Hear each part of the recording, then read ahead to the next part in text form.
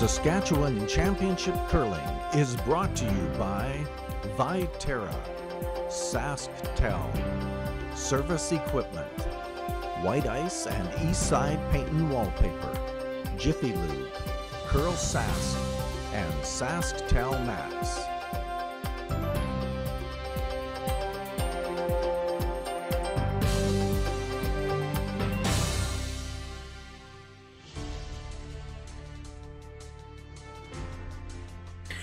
And there is the building we have called home for the past week, the Northern Lights Palace here in Melfort.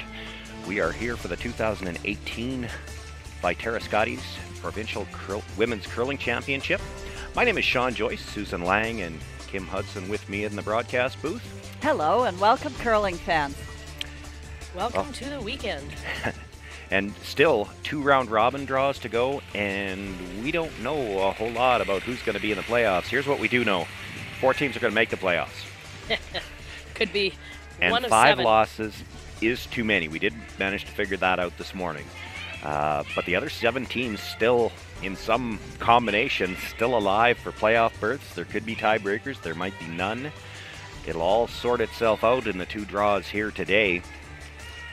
And some teams have quite a variance of where they could finish up, in the sense that you could be first, you could be 6th.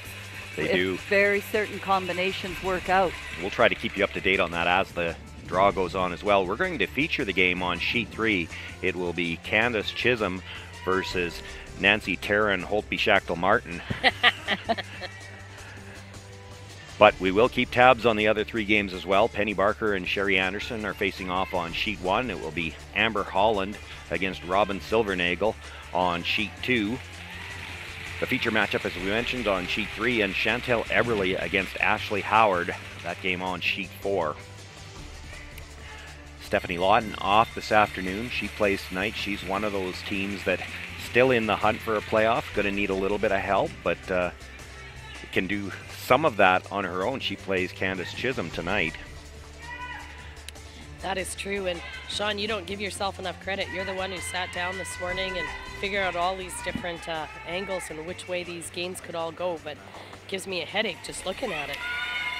You know, the one that I looked at this morning and thought, this shows you just how tight this field is still packed, is that Penny Barker, currently sitting at 4 and 2, can finish first, second, third, fourth in a tiebreaker or completely out of the playoffs.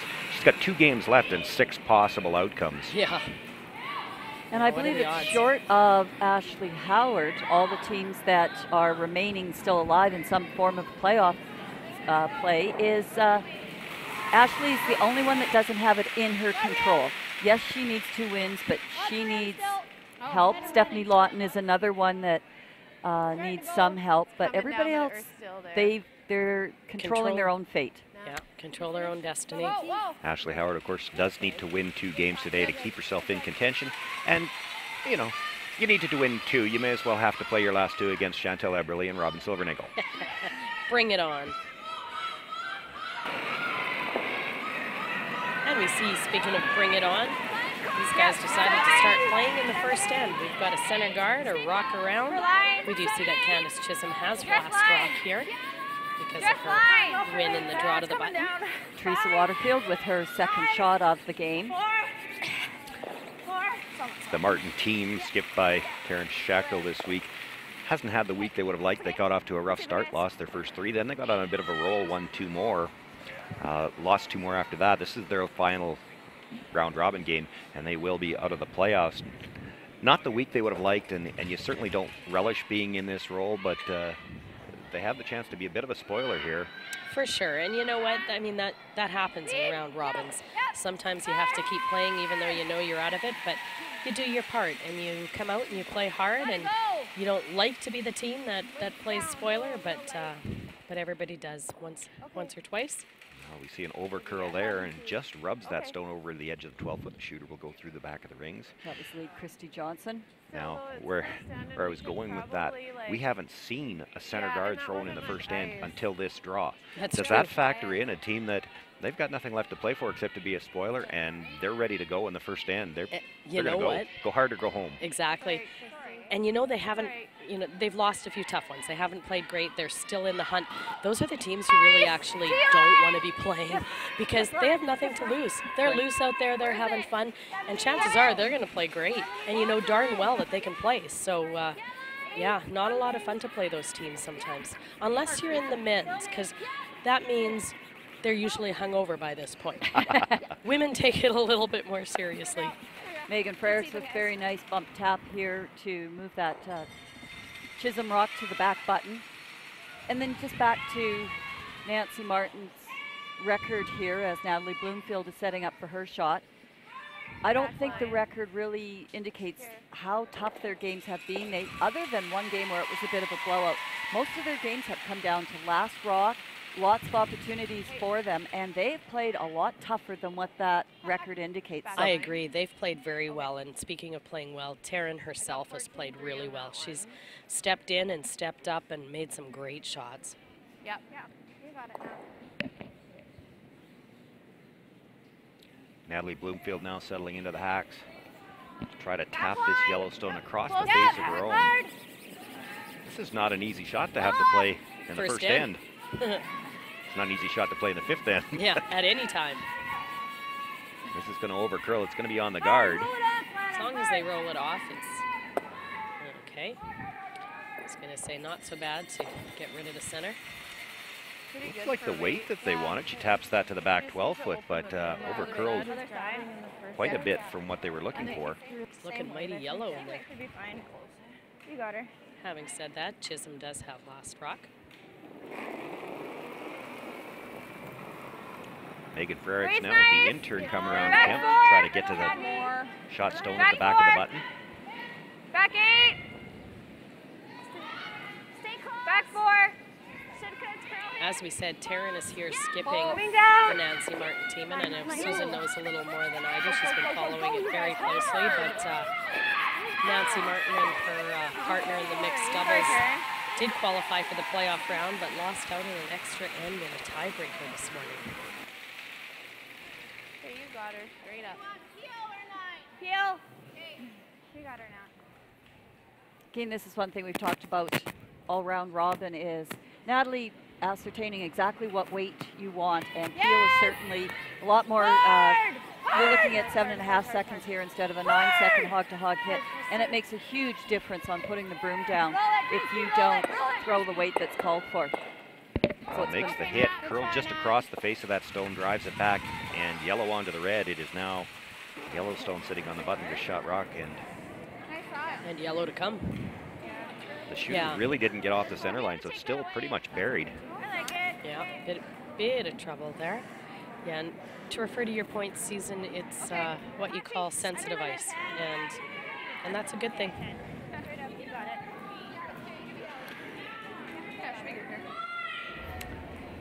And apparently the replay we've got queued up is still from last night. Touch firm. Yep, hard. Yep, go Megan, you got it, go. Push. Hard, Megan. Push. Looking for the hit on that red rock that's still third, and they would have liked to roll across. This is going to over-curl, catch their own first. Something? I don't know what's happening. Just jams at the back as well. It is Team Martin sitting 3 for the moment. That red does hang on in the back of the 12-foot. All right. Cams Chisholm's going to look for the run back. This is Lana Bay. Whoa! Close! Yep! Whoa! Whoa! Sounding close. Roll it. Yeah, right on top. Well, that's looking a little better. Nice shot by Lana. Shows how much you have to anticipate the line calls here, though. That was a great reference on that center line. They know it's going to curl, you just don't know quite when, and we've heard all week long that as soon as it touches that line, it's going to curl much harder than when it was just coming into that line. So Candace was anticipating a curl, but Lana had the proper call there. And that's what I mean by sensitive ice. It's Top 8! I think it's fantastic at a championship event because you have to have the weight as well as the line and know when it's moving, where the break points are, what's about to happen. And that's what, as I've said before, separates your good and your great teams. You finish it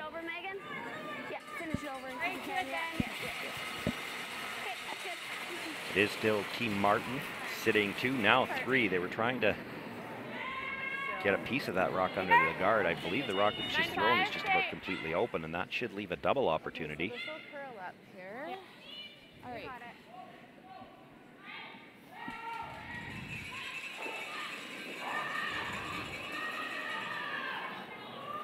Yep. 10.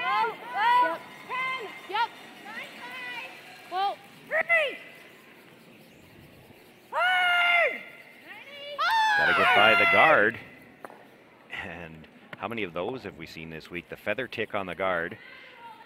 We've seen a lot. Does tap one of her own into the forefoot. That might be enough to prevent. There. Karen's still looking at playing another guard. You gotta guard that one. So. Well, Taryn's played like this all week. There. Okay, should be good. Good aggressive, always on the offense, even Yeah, that without should be good.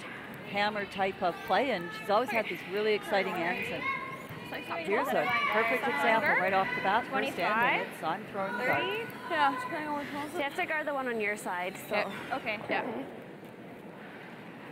Well, like a 2. Yeah. 2. Yeah. Okay.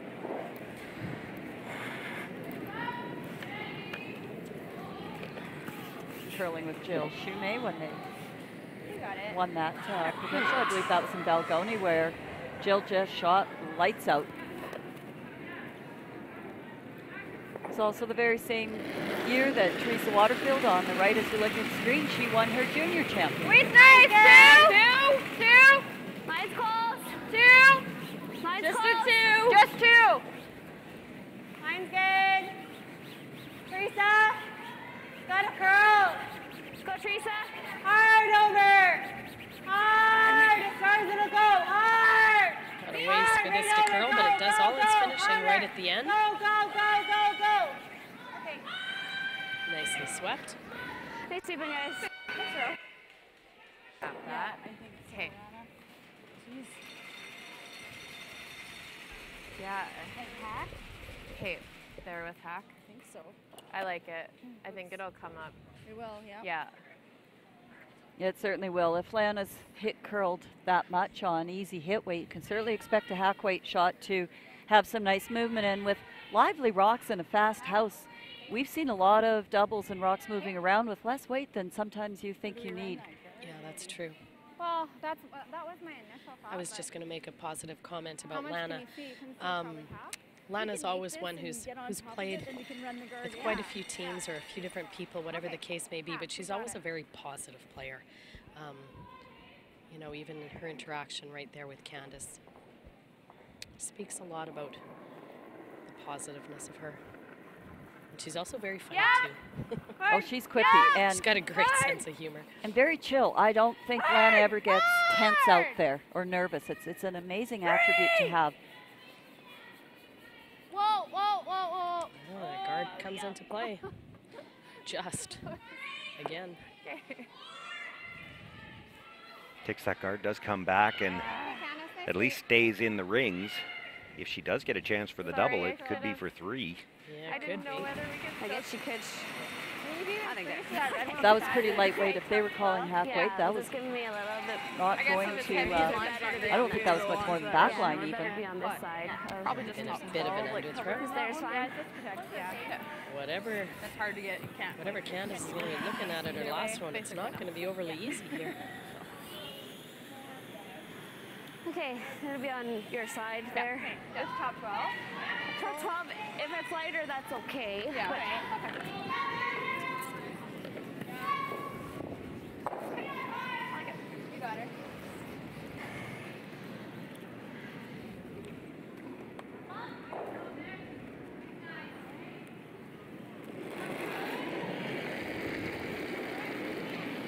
Wait's nice. mine's close. Probably just gonna be a 3. Just a 3.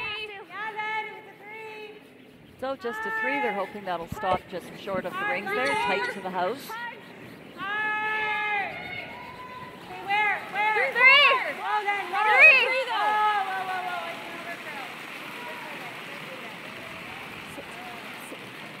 Whoa. Boy, look, there's a good shot of that. Look at it going sideways. They're hoping for the little rub, and gets enough to straighten it out. Should do the job. outside and just have it to here. Yeah, give them one. Yeah. I'm not really sure what she has other than to perhaps just come by and hold them to one by going yellow one That's time what I heard around. them say, but even that's not a I gimme. don't mind No, that and I was either. thinking even if I'm not throwing it. Taryn didn't even throw that guard, she didn't really have much of a shot either because she still can't pass that think yellow it one will because of that throw, red one but- there. That double was Just the draw. almost impossible. Just outside of the, yeah. Yep, I think that's Or real they're close. gonna And change it up and play the intern come around. Couldn't I even see. really risk playing anything off your side yellow one either because that could go completely wrong with fifth shot sitting back there. You don't want to take out two reds while you're at it if you thought you could do something just to eliminate straight one draw. of those Okay, yellow straight to the button. rocks Okay, sitting the on the button's 4 open? foot Yeah. button. To give them one. To hold them to one. Because we have seen disasters Tap the like that button. out here. Yeah. Teams trying that kind of a Should be shot like to in practice. minimize trouble, and the Okay. next thing you know, You got it.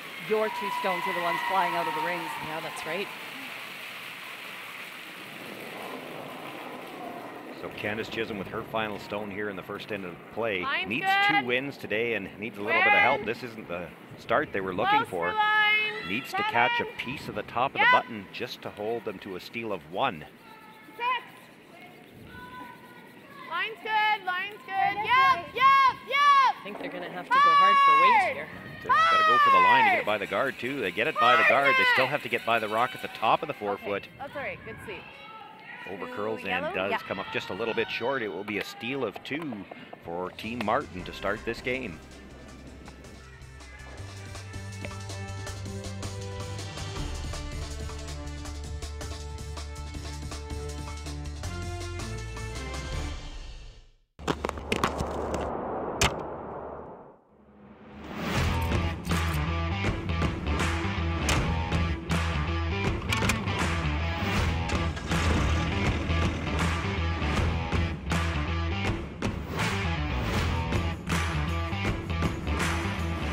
Introducing the all-new heated cab for the John Deere 1R tractor. Simply captivating.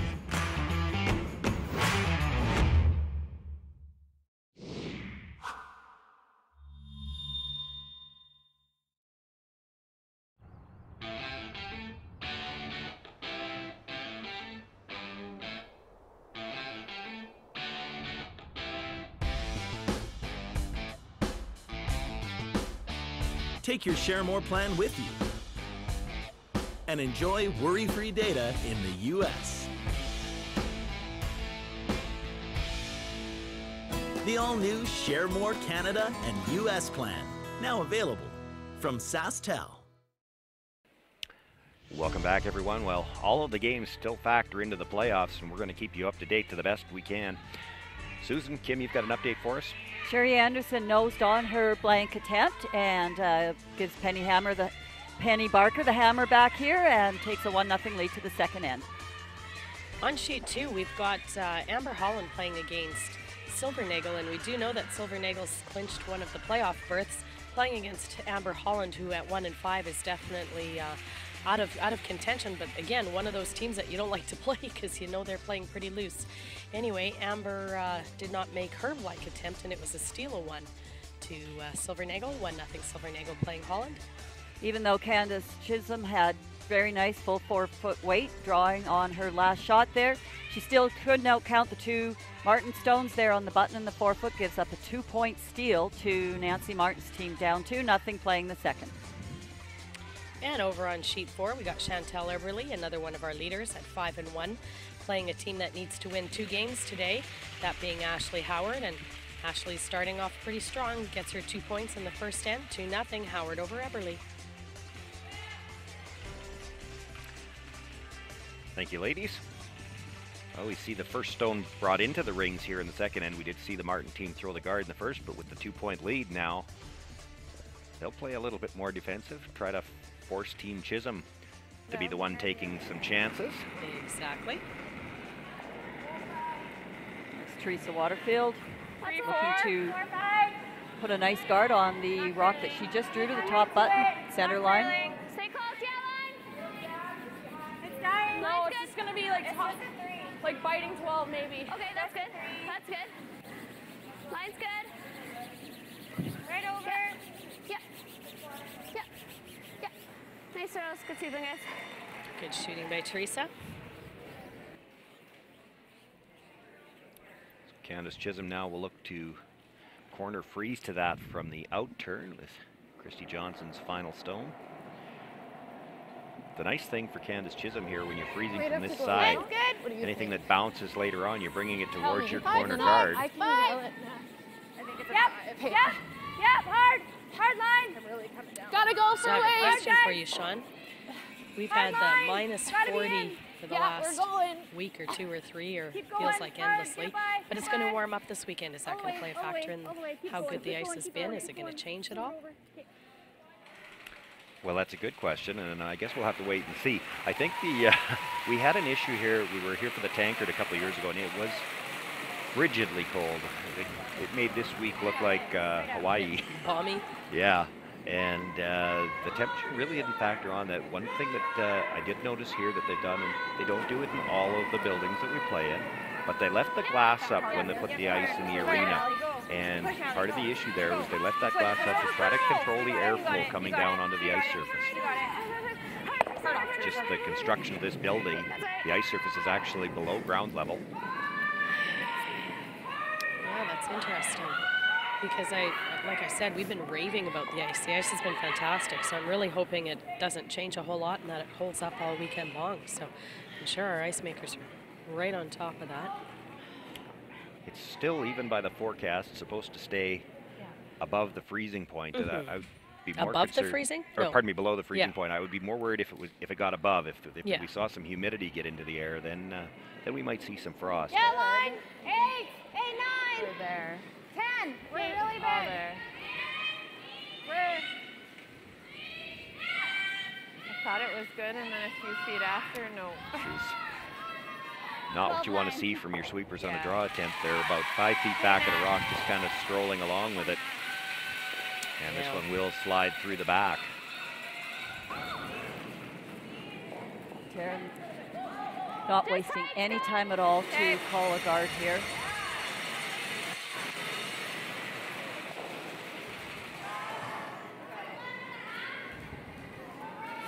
And we talk about all the skill sets as Megan Frerick sets up here. All the skill sets that it takes, you know, it's so frustrating when you're back there as the skip and your teammate's rock just goes to the hog, and it takes a lot of emotional control to not let that body language discourage everybody else. Yes, nobody, you know, Natalie certainly didn't want to put that rock to the hat, but you've got to keep it all pulled together and set the stage so that your teammate can get back in the hack and make up for that mistake. But that's hard. Like, a lot of teams work just as hard on those skills as they do on throwing a nice in-turn. That's right, for sure. And that's where a sports psychologist comes into play as well. And you have to work on your mental toughness as well as your physical ability and your muscle memory. The guard put in place, but it does leave the chance for Natalie Bloomfield to make the double peel. Needs to hit this first one on the outside just a little bit. They were on the sweep right out of her hand. No. Okay. Will be the nose hit, drives it by everything, and perhaps the worst part of that, it stays for that second guard. Yeah, it's pretty messy over there. Yeah, it's Just top 8, Allie. down pretty hard over here.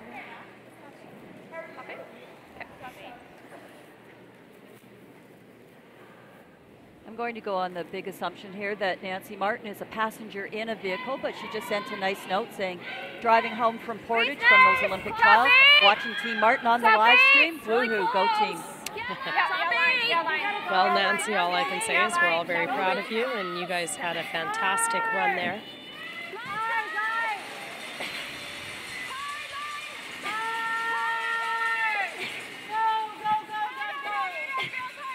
Team Martin's looking pretty sharp so far this morning, even if you are in a vehicle. Pulls that stone around to just bite the top of the 12-foot and provides a second guard as well. Les, you want to play this? Yeah, or either flash it into that other yellow, but I don't know how they're lined up. No, whatever you see, Candace. Yep. Okay, let's nail it, Lana. Yeah. Okay.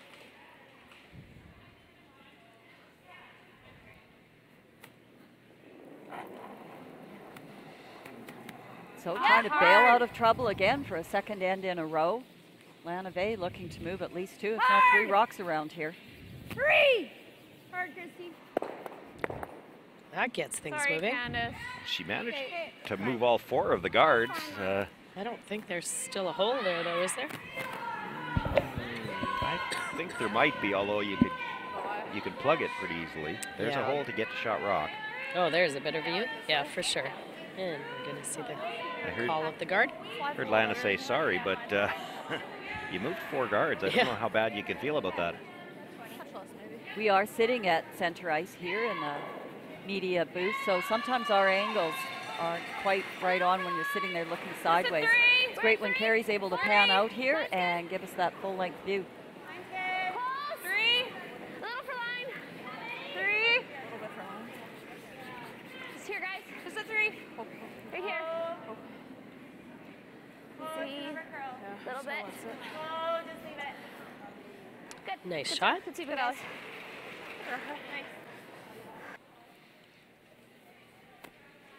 So far, this Martin team is just putting everything exactly where they're drawing it out on the ice. Yeah, they're to playing run very it. well, and they have Okay. played very well all Like- week. Peel might Just a punch few that shots here or in, there, their so record could be just very try different. to run it. Okay, whatever you like. Well, we saw Go last there. night playing Silver Okay. Nagel how Oh. just 2 feather ticks was about a 5-point swing in that game in the first Absolutely. 3 ends. Okay, all right.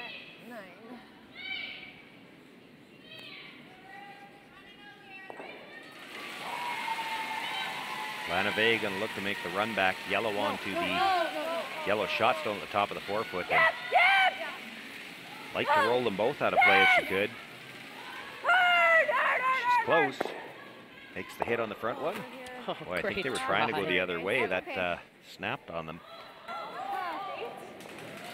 Jams it and leaves it in behind that wall of granite on the right-hand side as we look at it. Yeah, leaves it in behind 14 guards. Never to be seen again. Fully fighting You know, the good news, though, is that the forefoot's open. It should be a 15. Well, that's just it. It Watch it opened up some because draw it'll be room and a got that different rock off path, the and center no line. one's got that far yet, so. But Taryn, if she puts it back, still gets the Chisholm team back in as much trouble as they were before. Top 8. Yeah. Yeah.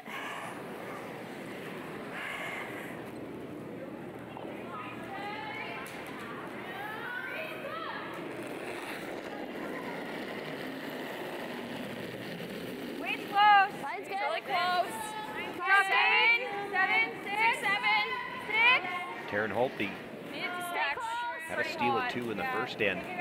Trying to come around here and might be able to set up a steal of 2 as well this end, but this one looks a little strong. Boy, if she comes behind the tee line, leaves perhaps the best opportunity Candace Chisholm has had Yeah, all in. all Taking it game, back really. so that Yeah, good point. taking it back though so that Candace couldn't nestle up to it. Just catching Amber Holland here trying to tap for 2 points against Robin Silvernagel, but it just doesn't curl up quite enough. Again, that's a very important game for Robin's team, trying to stay with that 1 loss and in that first place hunt. Yeah, that's what I got. So can I throw the same as what I threw down, coming down here? Yeah. Okay. Yeah, because this was actually, like this wasn't a super keen spot there right too. Okay.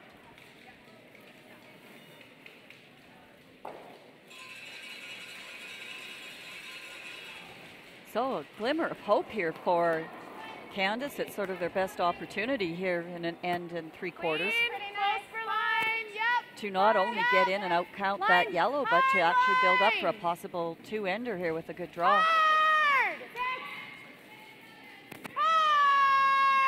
Has to get by her own guard. Okay, you're Looks fine. like she's by. Good yelling by Lana. Sweepers Yeah, not letting that up. encouragement. That's what you're going to give. Great It's the feed. yelling that got it there. The front end is not It's going to helpful. like that. Boy, did that curl. To see where that ended up on touching center line, look at the guard. Like it would have almost come totally out the other side. Very nice shot.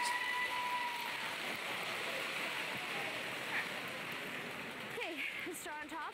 Just goes to show if there was only the center guard there, you've got to get by it by about 2 feet room in order to remain buried behind it.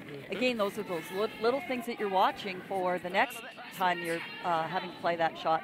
If you don't have the benefit of 2 guards up front to draw behind, you have to remember that for future ends. Now for Taryn, still the opportunity to hold them to 1. Wait, better. 7, 7. Line only. Little 7. Yeah, we need it bump, like it needs to curl. Coming down a bit, but still bumping. Okay. Love to put this right on the face of that stone. It's very nice. Might make the 2 difficult. It's definitely difficult at it. The question is whether or not it's even there. I don't even know. I think if we do. I don't even know if it is. Well, I don't know. to play that straight tap. Yeah, off the 6? Yeah. Yeah. Tap, straight tap. Okay. Right to here. Okay. Looking at the double tap, and I think that's all they have. Well, what? I don't think so. Oh, here. I think they're looking at just the straight tap. It's, That's pretty close. Yeah. Yeah. Straight tap. You I'm think not- there's a hole there? You don't think they're playing yellow onto red? no, I think they're playing the straight tap back on the stone on the center line with that broom. Yeah, straight back. Oh, I see. Just on our center red there. Yeah. Okay. There you go. Yeah. I got a 14. 1 on hers. 2 on Karen. Yeah. So I think this is going to come down too. So we probably. 14-2 is a little heavier than what what we've been hearing most of the week. Yeah. Well, she is playing a tap though, Mhm. and playing the out turn. So this stone, when she hits it, will take the in turn and curl away from that yellow one. She's still going to have to be almost exactly on the nose when you're tapping it back that far. There's not a lot of room for error here. No. Whoa. She's got a lot of room yet.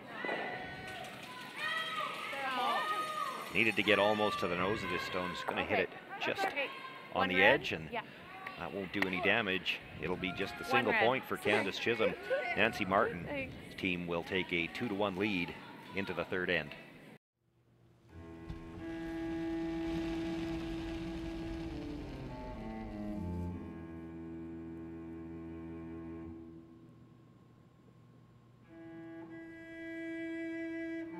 Totally my first. Okay, I'm very excited. Don't worry, you're gonna have a great time. We're gonna throw around for practice, and then we're gonna actually play a game. Really? Awesome.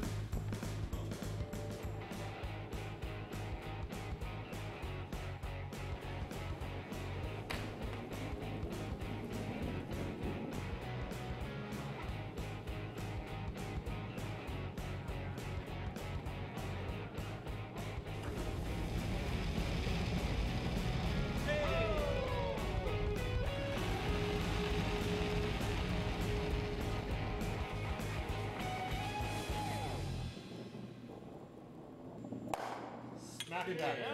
Yeah. Could be better.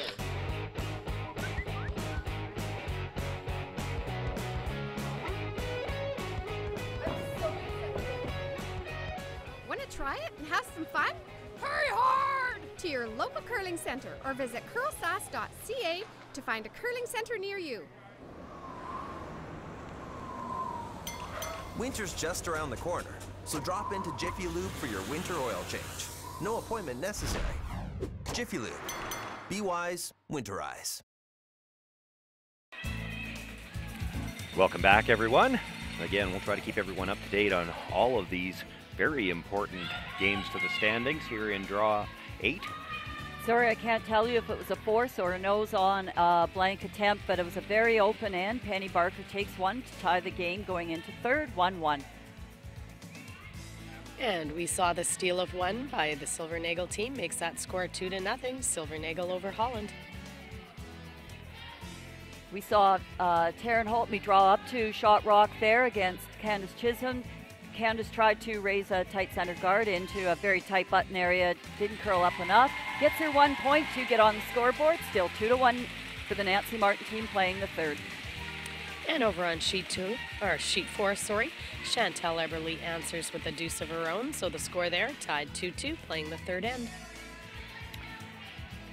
Thank you, ladies. And third end underway in our feature game, and we've been joined in the booth by a guest for this third end, the current president of the Saskatchewan Curling Association, but I always think of them as the often imitated, never duplicated, the original, the one and only Radio Mitch Minkin. Mitch. Good afternoon. Thanks for joining us. Well, how have you been enjoying the curling so far this week? Oh, it's been fantastic here in Melfort. Wonderful facility, run really good by the volunteers, so we're having a great event.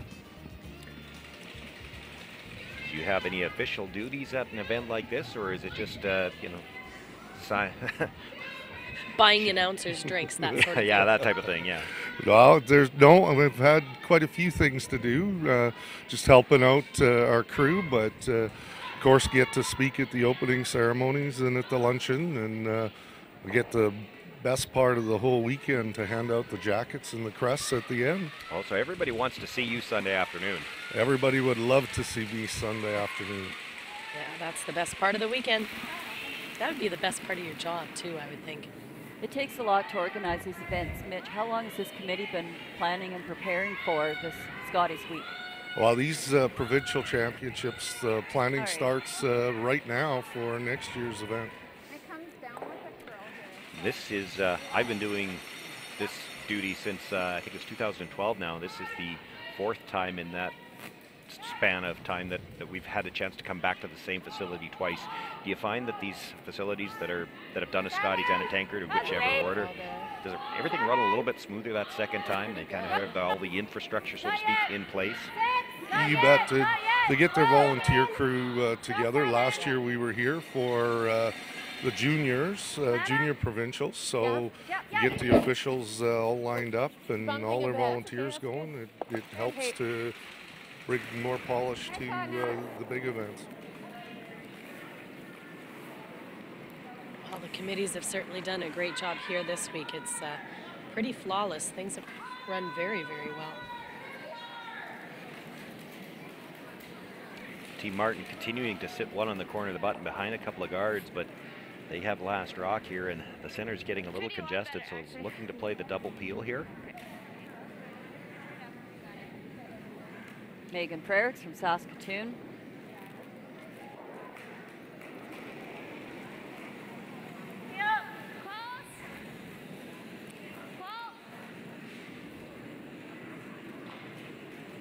Nothing out of the brushers. Needs to hit the first one fairly thick to catch the second one, and does just drive it by. Mitch, talk, if you will. Just that little bit. That red rock might have bumped into the house. It would have been moved off the center line, but that was just about providing even an even better guard. Good thing she just did go by and not disturb that red one. So, Mitch, this makes for a very busy winter for you. How many events do you have from now till March? Well, I attended the juniors last week. I'm here at the women's for the duration. We'll go to the men's in Estevan, and hopefully we'll be actually playing in the seniors. Good for you. Okay. Well, good luck with that, but that certainly cuts into a hot holiday for the winter, I would think. No hot holiday this year. It's all CurlSask. Good for you. Well, we certainly thank you. We know that's all volunteer. Yeah, no rest. Rest for the wicked. Mitch, the schedule has changed a little bit this year, working around the Olympic schedule. So we're playing a lot earlier. Usually the Scotties falls during the same week that the CurlSaskatchewan Day falls. And CurlSaskatchewan Day, a big chance to recognize and celebrate and perhaps encourage the state of the game in the province. Speak a little bit to the state of curling in Saskatchewan at this point in time, if you would. Sure. Well, we just came off a very, very successful year in juniors. I can't speak enough about how it's going on at that level. Increased number of teams participating. The level of play has been fantastic. So the future looks solid from that end, and the rest is pretty much status quo, holding our own. Curling Day in Saskatchewan normally would have been part of the part of the Viterra Scotties here, but this year we'll be celebrating as part of the SaskTel Tankard in Estevan.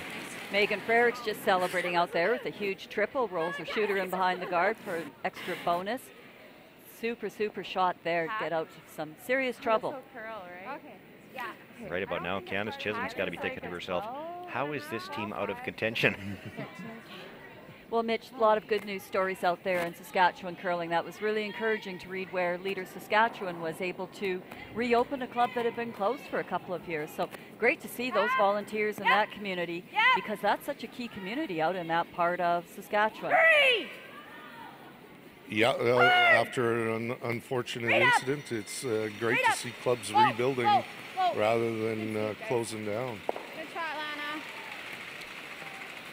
There wasn't much room when we got And then too, when you look around at various curling clubs, the youth curling, you know, not necessarily the streaming for the competitive curlers, but youth to participate in curling. There are just so many clubs that are they're full on their Saturday morning lessons or Tuesday after school programs. That, to me, that's the really exciting part that is going to bode well for the future here in Saskatchewan for our curlers. Absolutely. Our fun curl, and particularly the U15, has been becoming very popular, so we're seeing a lot more events going on.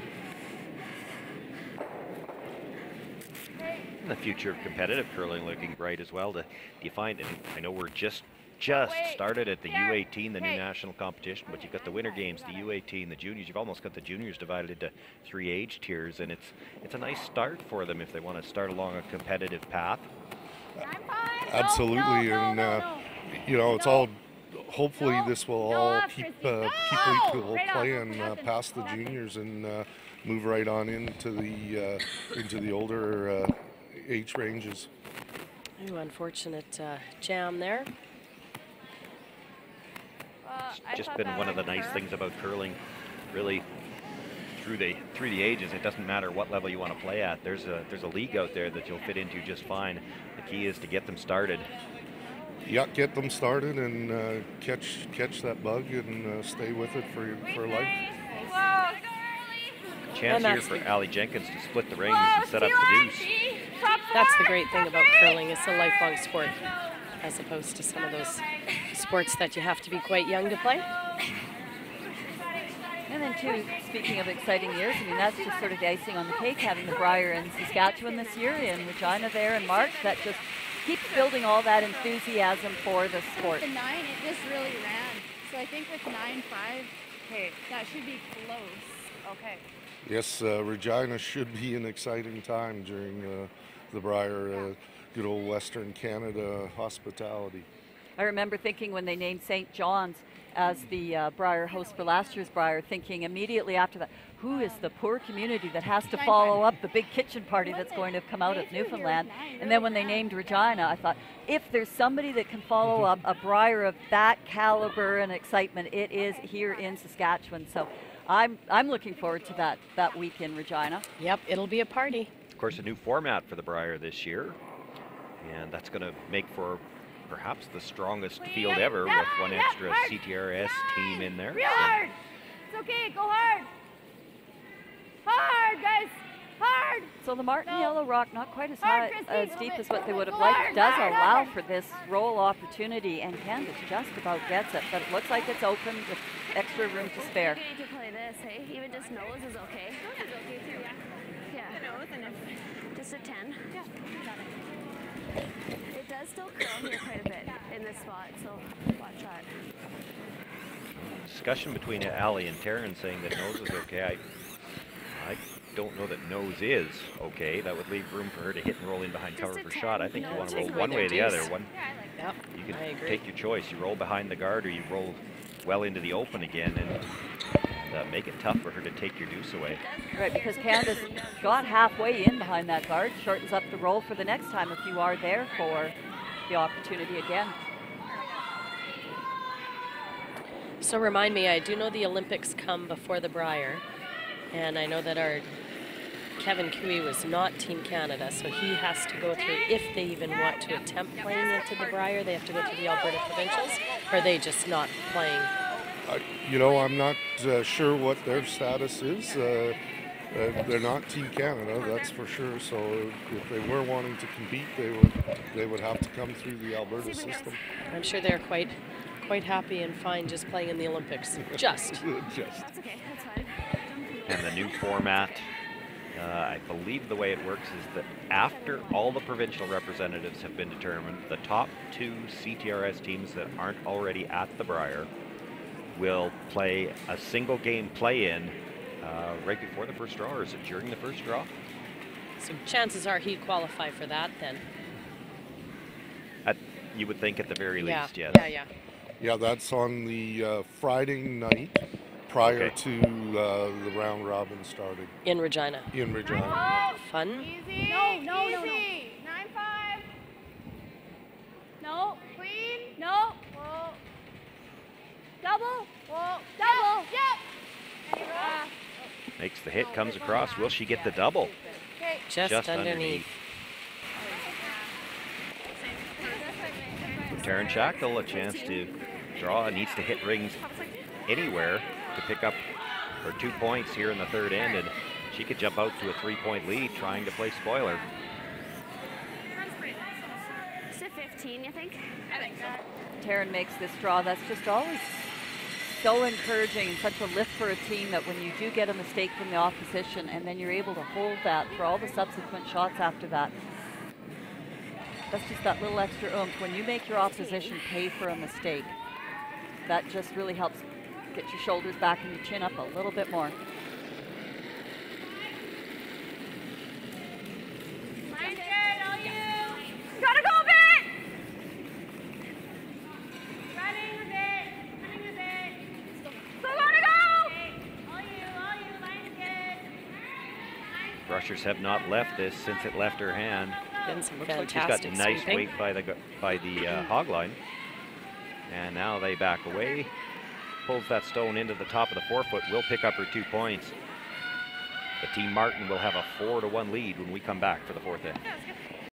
As Canada's grain industry leader, Viterra and its employees are connected to their communities across Western Canada.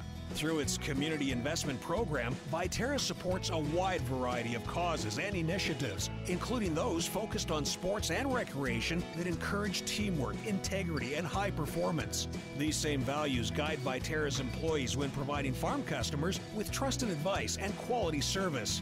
Viterra is a proud sponsor of the Scotties Tournament of Hearts. All right, people, let's get to work. Lights off. Ma'am, there's someone at the door. Unknown male, might be a salesman. Take care of it. You, drop the temperature. I'm roasting. Ma'am, your straightening iron. Shall I pull the plug? Yes. While you're at it, leave room for milk.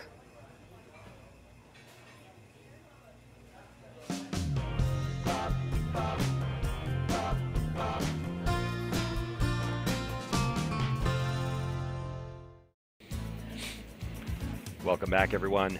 Once more, we'll go through an update of all the scores in this draw 8. Well, all end long, 2 yellow Anderson Rocks kept a Penny Barker Red Rock Company on the button, but all end long, Barker guarded, and at the end, Sherry couldn't get to that button rock and gives up a steal of 1, and Penny Barker gets a 2-1 lead going into the fourth. Over on sheet 2, Amber Holland now on the scoreboard, gets 1 point in the third end. Score there, still 2-1, Silvernagel versus Holland. Very nice open draw 4-2 for Taryn Schachtel to take a 4-1 lead over Candace Chisholm. And over on sheet 4, Ashley Howard gets a single in the third end. Make that score 3-2, Howard over Eberly.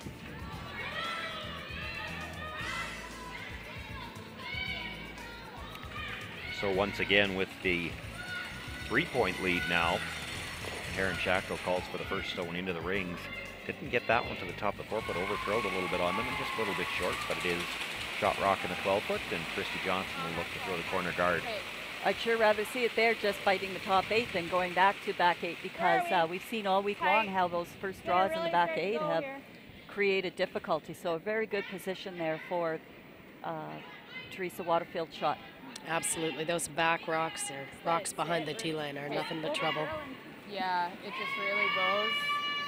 Mitch, we were talking a little bit up here about the possible combinations for all the playoffs, and it's really hard to determine anything. There's a lot of possible situations that could occur yet after the 2 draws today. Do you have to get involved in figuring that out at all, or do you leave that headache to somebody else? Well, that headache's mostly to the competition liaison and the chief umpires here. So I will certainly be around to give them a hand, but right now it's still pretty wide open. So it won't be till after tonight till we'll be able to tell what's going on. No, for sure. Still 7 teams in contention, and we've looked at it, all the combinations. You don't know anything that's going to happen. We've got 2 teams that appear to have a playoff spot, but we don't know what playoff spot it might be, and the other 5 in that combination could end up just about anywhere. That's unusual to see this late in the draw where you've got nothing more or less certain. Yeah, I think that speaks for the parity of the field, how they're all quite equal here. So who are some of those people that have to keep those cold compresses for their headaches that will be making those final decisions on if there are ties, what happens to everybody? Well, our competition liaison, Christy Walker, would be part of that, and of course our head umpire, Barry Whitehouse, and Tim Baber will assist him, and we'll be crunching the numbers, I'm sure, shortly after tonight's draw. So we see all these teams drawing for hammer, but there's more to it than just trying to win the hammer for that particular game. Everything is recorded, and some of those distances, Mitch, tell us how that could come into play. Well, each and every draw to the button for hammer or LSD is recorded, and the cumulative distance is kept. So when we come into places where the tiebreaker you can't go by wins and losses, then the one with the shortest draw distance, cumulative draw distance, will be the one that will move ahead. And when you get into games, when it's decided whether you get last rock advantage or choice of rocks, again, that cumulative draw distance can come into play. So it's a very key, important component of these games. Boy, what did you do when you used to just flip for the hammer? I guess we didn't have round robins back then, but it's great to see that evolution. I think that over the years, the curlers have really liked that skill-based idea to determine who's got hammer versus having it predetermined or just waiting on the luck of the flip of the coin. Yeah, it's becoming a real skill, a real team skill to be able to keep that cumulative distance down. Do you think we would ever switch to the world model where 2 players have to do draw each game, or are we going to stay with the 1? Well, now that we've got the laser measuring system in, I'm not sure that we would have to do that. Where it was before, where there was no laser measurement, we needed more because everybody was getting too good at this. Looking for the double peel here, and slides by everything. Yeah, the silent peel. That's one of the first mistakes that we've seen out of the Nancy Martin team here. They've just been yeah, they've been playing so well. Sharp. Does give Candace Chisholm an opportunity to try to set up 2 points here. She's not that concerned about the stone in the middle. She wants to get around those 2 corner guards. Yeah, and actually the yellow Martin stone in the back behind the tee line is actually a help. It's a big opportunity here for Natalie Bloomfield to put some pressure on and get some offense generated. 9. Yeah, we need to just let it drown. 9 means they're looking the back 12, back line. No. It's really going sideways here. Yeah, it's still. Does it have a chance? No, it's maybe. You want me on it? Sure. That's good. Yeah, that did come down Christy a lot. Yeah. Well, that came down a lot harder than what they thought, because they had indicated to Candace that this was going back 12. Couldn't even sweep it in case it went through, but they got a little fooled there, but they're happy with that result. It's behind the tee, and it will help build for the next shot. It is dead buried, however, so no real opportunity for Allie Jenkins to make a hit on that stone. She's going to have to try to come down and freeze.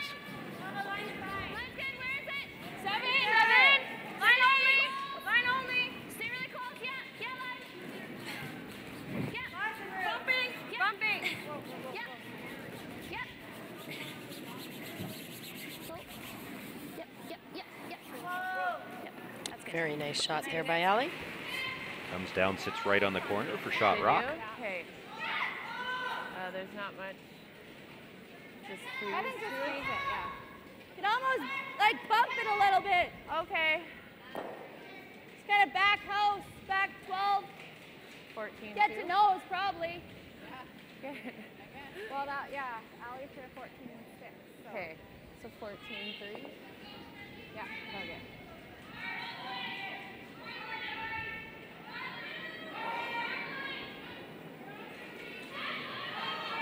Lanavey now looking to follow that stone down. If you heard the call, wants to bump it a little bit, so she's got to get Where's the weight? at least nose, maybe just a little Go, bit past yep, the line. nose. 7.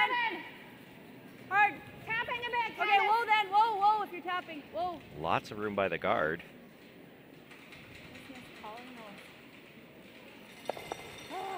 Fine. Stays on the corner, gets the little double Sorry. tap. That's all right. That's good. Well, the opportunity here to Now with a nose you hit get to now. the nose hit. The two reds go. And you could be sitting 4.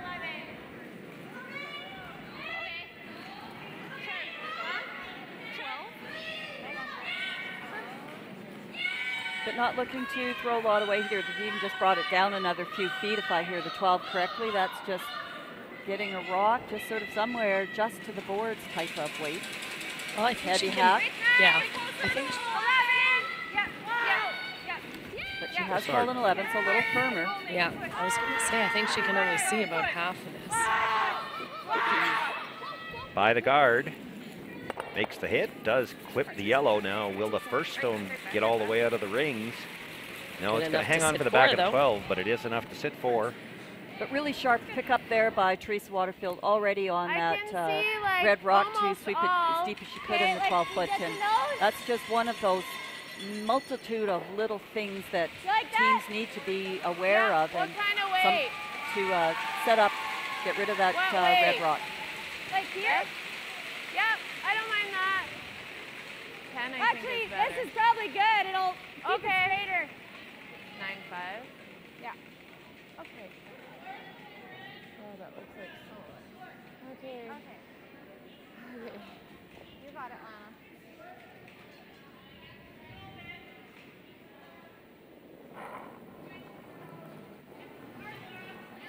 Yep, yep. Yes. 9-5. 3. And Candace thought she saw a little bit of a Hard, hard, hard, hard, hard, hard, hard, hard, turn hard, on that in-turn hit. Just clips the guard on the way by. Does come across and kills one of the yellow stones at the top of the 12-foot. Keeps the shooter in play, but like a lot of ice. still at least sitting 2, and it might be 3 still. Does the center even? Really great comment there by Lana. She just didn't really trust what she saw and adjusted a little bit, and I think she brought her weight down. She said, sorry, it looked like a lot of ice, and that's, Kim, you would know this. It's the committing to the shot, the way it's called, and that was an example of probably Absolutely. 95%. Like, wasn't locked into that shot 100%. Yeah, no, you have to believe, and you have to trust that what you're throwing is the right call and the right weight and the right broom. But that like says I said, a lot. that's a very positive thing about Lana, too. Like, can't speak enough about her character. But again, she came back and told Candace what she thought. Exactly. She goes, I didn't do what you asked, and that takes a lot to do that. Sure does. Taryn Schachtel looking for the hit and a little bit of a roll. This might be going by the stone at the top 12-foot. Nope, catches a piece of it. That's fine, turn. We'll slide the shooter through the back, and Okay. now Candace may have a chance to make a double. Okay. Just keep an eye on it because it just goes.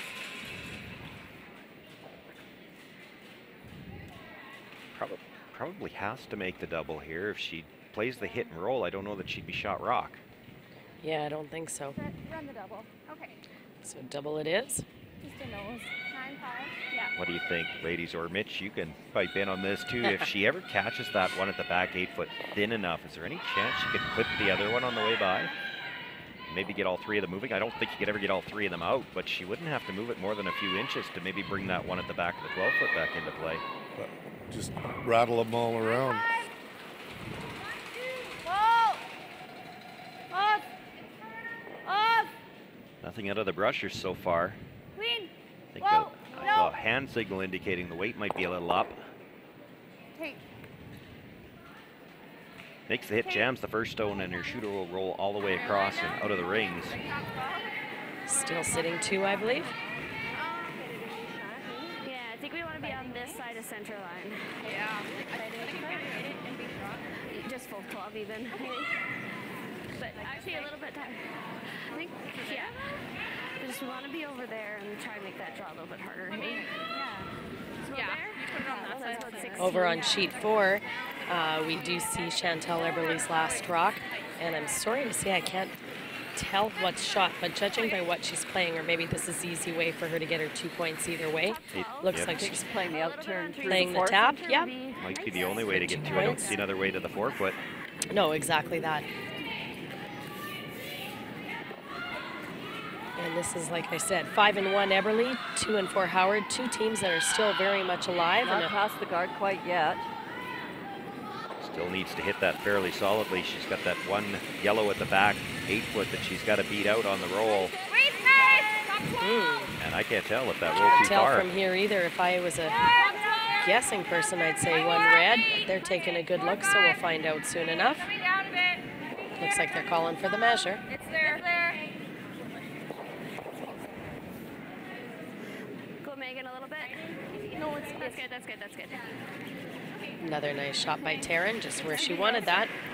Like I said, their record, you know, they're sitting at 2-5, and I firmly believe they could have a much better record than that with the odd shot here or there, or the odd inch here and there. They've played very well this week.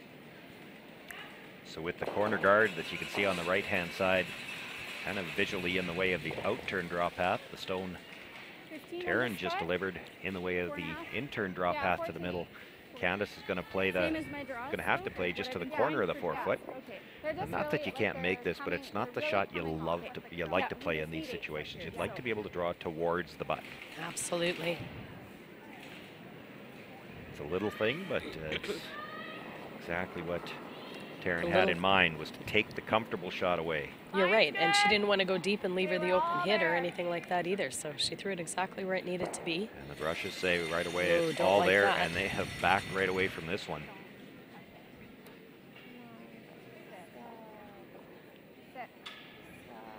Candace Chisholm already trailing by 3, and a game she needs to win. Needs this to stop in the 8-foot to pick up her single point. And it will stop just in time. She picks up the 1. She will trail now by a score of 4-2. We want to thank Mitch Minkin for joining us for the last 2 ends, and I hope you enjoy the rest of the competition, and look forward to seeing you for those closing ceremonies with those jackets on Sunday. All right, thank you. White Ice, the ice paint people, set out to develop a very specific ice paint product that would satisfy the needs of the professional ice maker in both hockey and curling. White Ice was successfully formulated and tested, and distribution began in 1988 and has since expanded their line of products and services to meet the needs of today's professional ice makers. White Ice is distributed by Eastside Paint and Wallpaper in Saskatoon, who is also a signature Benjamin Moore paint dealer. White Ice and Eastside Paint and Wallpaper, defining the game.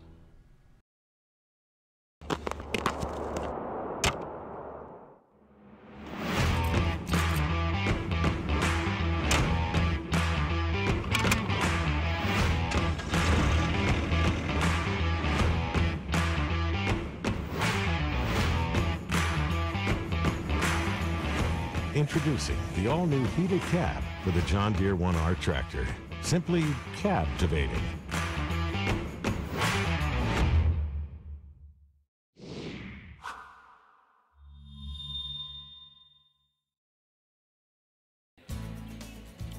Welcome back, everyone. We're going to once again keep you up to date on all these games in Draw 8. We'll try to do the best we can to keep track of how they affect the standings as these games go on. Susan, Kim? Well, sorry, Anderson fans, I slacked off. I didn't watch the game here on sheet 1 in the third end, but Anderson fans will be happy to hear that Sherry's team picked up 3 big points to take a 4-2 lead going into the 5th. Over on sheet 2, Robin Silvernagel made a really nice hit and stay for 2 points. Score over there now, 4-1, Silvernagel over Holland. Excellent sweep judged by Candace Chisholm's front end, because two licks of the sweep would have taken that rock too deep, but Candace Chisholm hangs on in the back of the 8-foot for a single point and down 4-2 playing 5. And we watched the shot over on sheet 4, and they did have to call for the measure. Chantal Eberly won that measure, so picked up her 2 points. Scores 4-3, Eberly over Howard.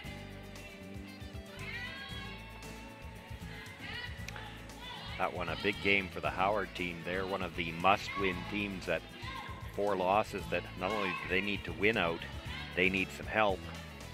So they're hoping that this score holds up. Well, and they need to win themselves as well. Yes.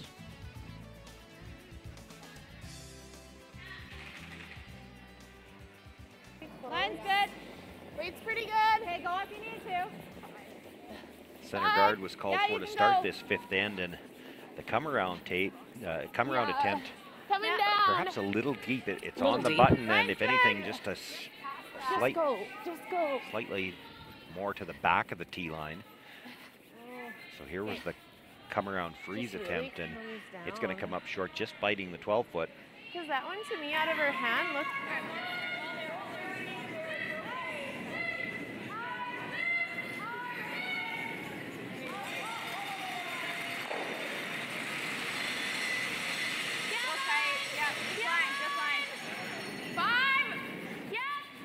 Now looking for the out-turn draw, come around and sit in front of that stone that's shot rock. This one's really curling. They're going to have to go to get it by the guard. I don't think it's going to get by. Put off if you can at all, Megan. Just a little light as well. That's fine.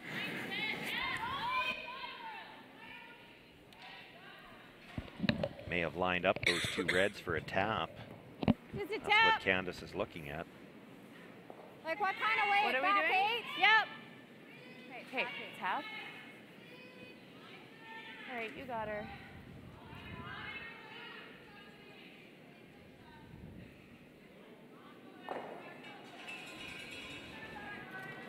Yep, lines. Pretty Yep, good. lines. Hard Natalie line. Bloomfield with her in turn.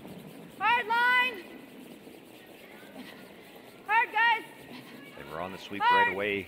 It's a double tap. She's got to be extremely close to the nose on the first one, or the line won't work. Keep going, keep going. This is going to rub. No, just gets by. Good, Nat. Good call, Candace. Works out well. The double tap gets that right into the top of the 4-foot.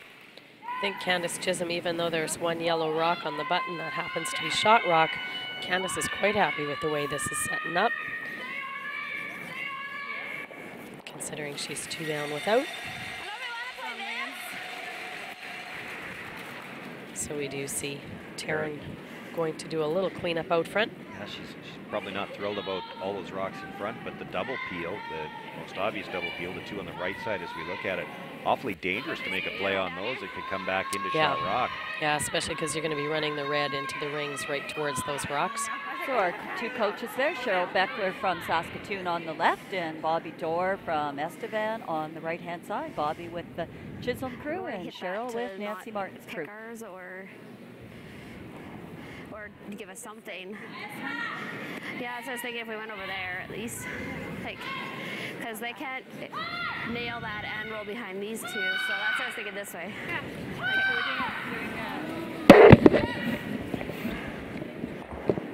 Firm. Okay.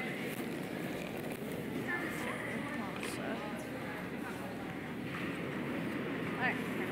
You got it.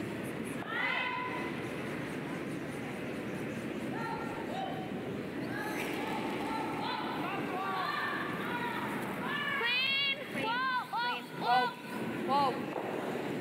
Teresa. Looking for that offside sweep to get a little bit extra curl. Trying to feel that guard, just rubs it into the rings. And puts it in a pretty nice position for Candace Chisholm. So this is one of the few jump opportunities that Candace's team has had this game. I don't mind that. Roll away. Okay.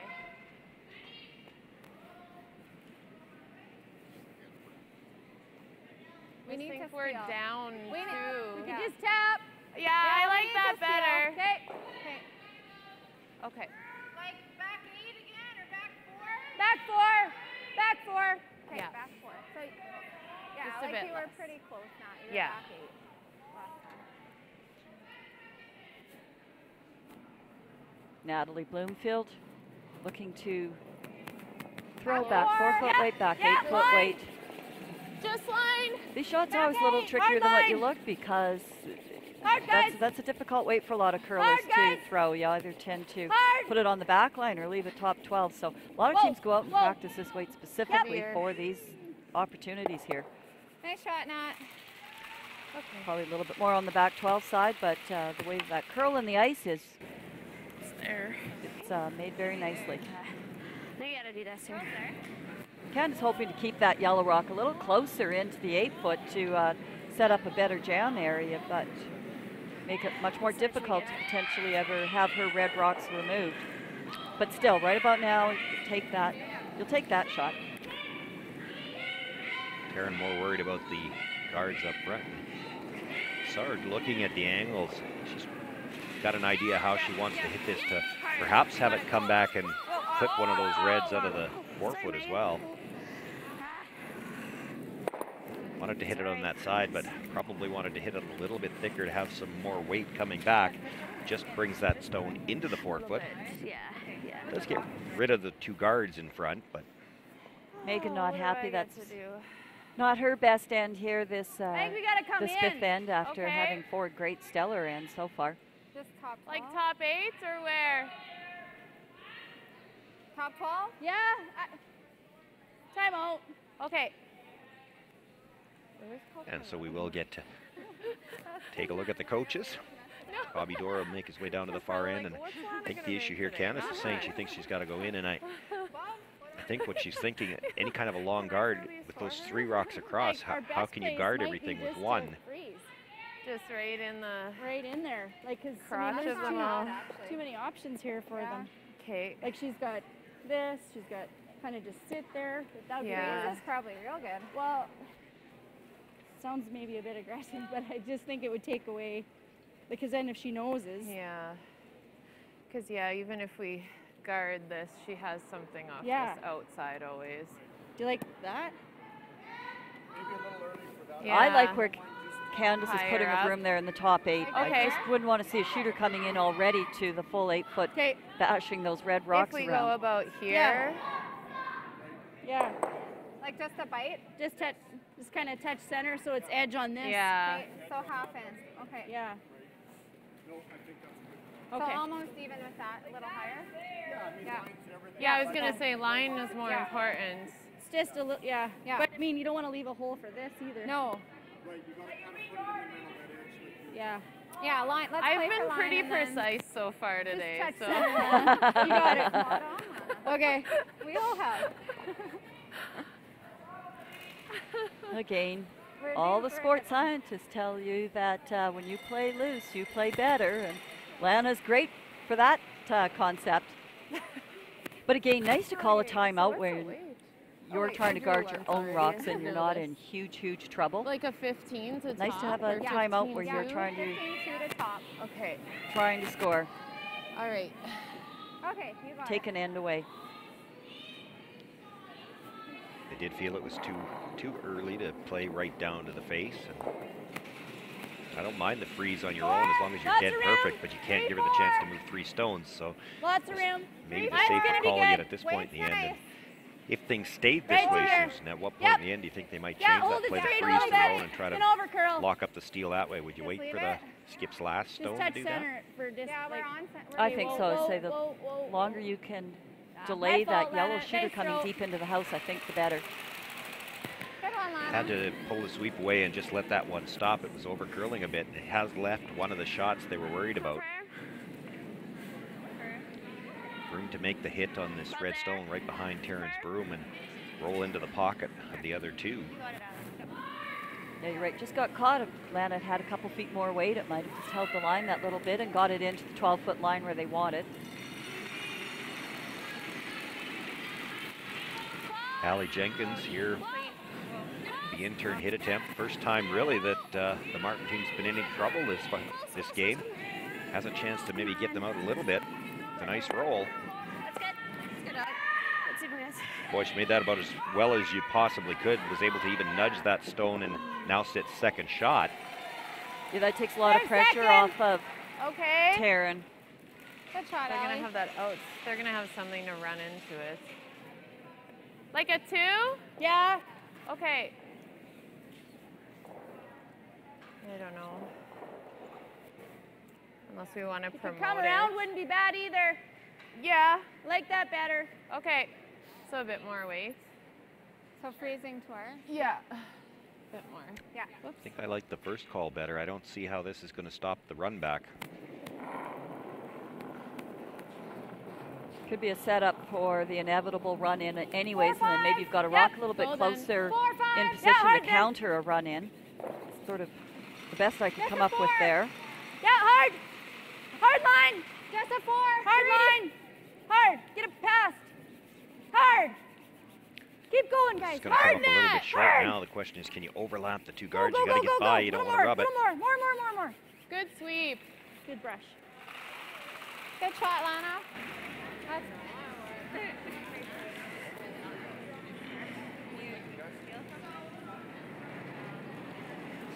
Karen taking a look at the angles as to how they want to hit this. She's looking at trying to get the 3 moving at the top, by the way she indicated there. Could play to hit it on the other side, play the red onto that yellow. It's in the pocket of the 2 reds. You can kill them both that way. Still 3 stones left to come for the Martin team, though. Must have been a little tighter throw. They're on this right away, but Allison does have big weight here. Makes the hit, comes across, jiggles the rocks in the 4-footed. When the dust clears, it is still the red sitting shot rock, but yellow is a piece of the button. Throw one up. Yeah. Yeah. Yeah, probably.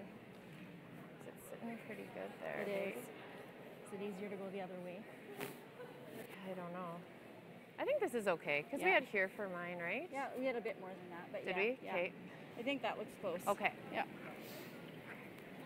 Looking to sort of get somewhere around where those 2 R's are in Viterra for the line. Candace briefly considered throwing the out turn, throwing it more like a corner guard, but yeah, they've just opened up the ice here a little bit, How's and that we'll ice play the look? curl. Good. Like we want to block the part she can see. Yeah, like just right here. Yeah. Okay.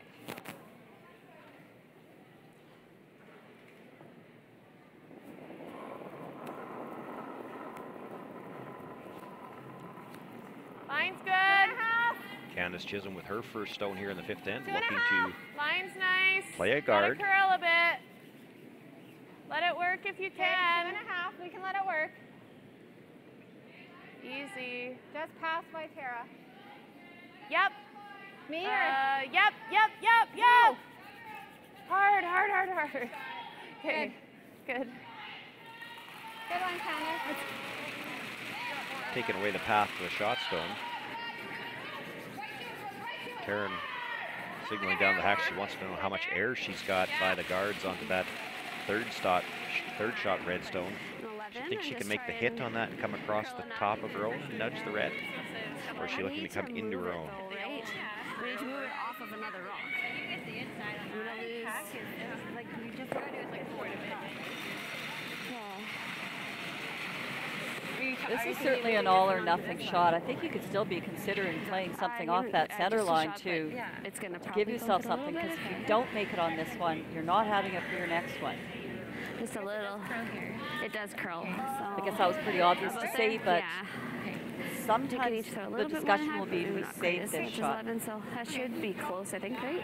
The weight that she's calling here, I think what she's looking at is get that red fairly thin, have the shooter come across into the side of your own stone, and try to push that red out into the open at least. So like a 12, and try and... So a 12, hey, Allie? 12? 12? 12? 12? Yep. You got it, Sarah. Okay, here we go. Let's go.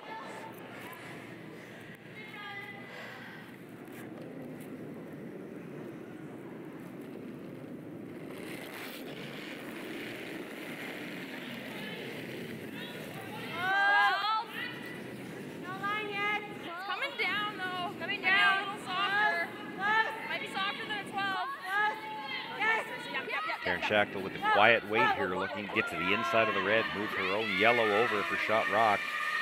This is going to have to curl. Gets just to the nose, a little bit of a flip to the inside.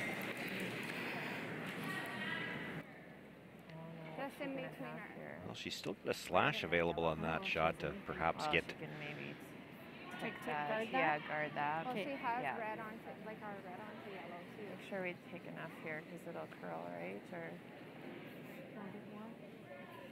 yeah, that looks pretty good. Yeah. She still has a chance to play the stone that she just delivered. Drive yellow onto yellow sideways into the red shot stone. Might be able to pick up as many as 2 that way. So Candace Chisholm's going to play the guard on that rock. And I don't know, Susan, what else do you see after that? Just guarding that again? A lot of angles up front. That same weight should be good here, Candace. Okay, got it.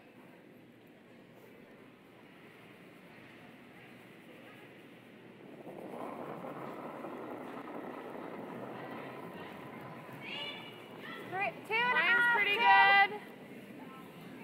2.5. Queen. Whoa. Little tighter. Yeah, it's got to We're curl a tight little three. bit. Really tight 3. We're just tapping that yellow hair if we're still on it. Okay. Just let it. Can I come a bit? A little bit. Yep. Go. Okay. Well, they were afraid to sweep it because it was too tight. They didn't want to touch the other guard. I don't know if they got enough of a curl to take away the shot that Taryn might have been looking at. Well, that's right. That was pretty lackadaisical there. Yeah, but it's coming from Lana, because, you know, of course they don't want to oversweep it, but I think we can still get there. that rock could have had the potential to be so much better. But if they've taken the shot away from her, then it succeeds. But I like this one better. I think that's looking at a come around and looking at a chip. Just throw back Can't 4. tell from this angle. The one that, back 4, back 8. that I'm looking at is perhaps the yellow guard onto the red at the top 12 foot. And if you could ever clip that one in the corner of the button going by, it could be for as many as 3. Should be close. But that's where Candace's guard, you know, it stopped in time to make that shot way more difficult. You'd have to just get by that rock that Candace just threw. Well, that's actually what makes it worth thinking about, because I don't think you could hit that first one ever thin enough to hurt yourself. So you're gonna T-line at the edge of 12, hey? I don't need to quite get to, or not T-line, sorry, but center line. Yeah. I don't need to quite get to center line with back 4, back 8. That should be right, Ice, I think, okay? We've spent a fair amount of our time here on this sheet 3, and I'm not sure this shot's even there. Which guy? 7? Well, if it's yellow number 8, we know that rock curls a little bit more, according to a lot of better curlers, but I can't see what number Taryn is throwing. Yes,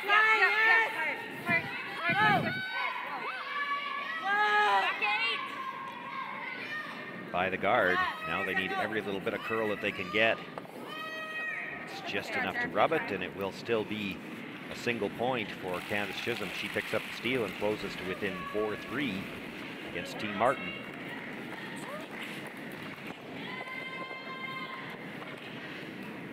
Kim Hodson has made her way down to ice level. We're going to see if we can get a chance to talk to the many last named Taryn Schachtel Holtby Martin. I don't know if I've got Taryn coming again. We'll be fast. We're going to face that way. Kim? Taryn, your record doesn't show how well you guys have been playing. You especially and your whole team has played very well this week. And I know you're stepping in for Nancy. How long have you known that? Till the end of November. So, yeah, after they qualified, Nancy knew there was a scheduling conflict, and we were talking. They said, I think I can, if you can. Obviously, knowing that I was going to be fairly round by this point, but it's worked out good. So. Yeah, and you've played fantastic. How are you doing? Are you getting tired? Actually, pretty good. Yeah, feeling pretty good. So there's some days where it's a little bit tired, but for overall, it's pretty good. So. Yeah, we were feeling for you on that 3-game day, that's for sure. But you've played fantastic. So I just want to say very well done this weekend, and good luck with the remainder of this game. You guys are playing great. Thank you. Saskatchewan Championship Curling is brought to you by Viterra, CurlSask, Service Equipment, White Ice and Eastside Paint and Wallpaper, Jiffy Lube, CurlSask, and Sask Mats.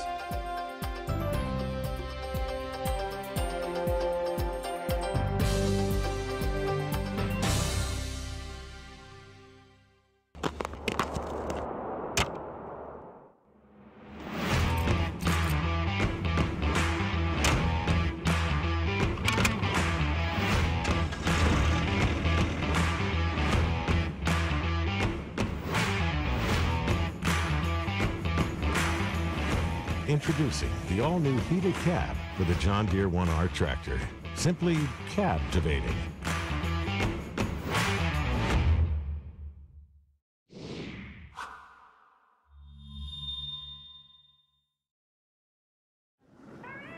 When you need to hurry, you can count on Team Jiffy Lube. With fast, warranty-approved service while you wait. Jiffy Lube, your oil change experts.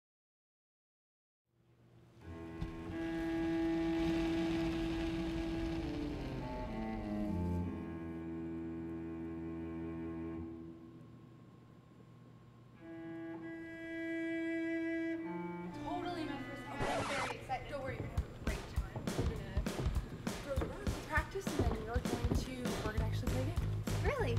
Awesome.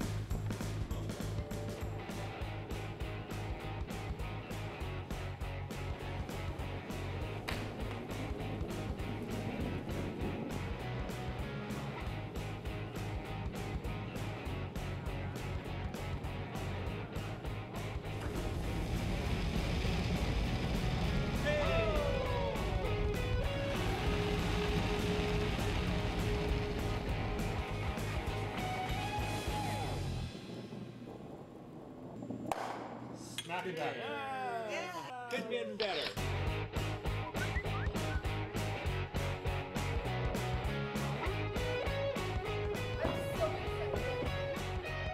Want to try it and have some fun? Hurry hard to your local curling center or visit CurlSask.ca to find a curling center near you. As Canada's grain industry leader, Viterra and its employees are connected to their communities across Western Canada. Through its community investment program, Viterra supports a wide variety of causes and initiatives, including those focused on sports and recreation that encourage teamwork, integrity, and high performance. These same values guide Viterra's employees when providing farm customers with trusted advice and quality service.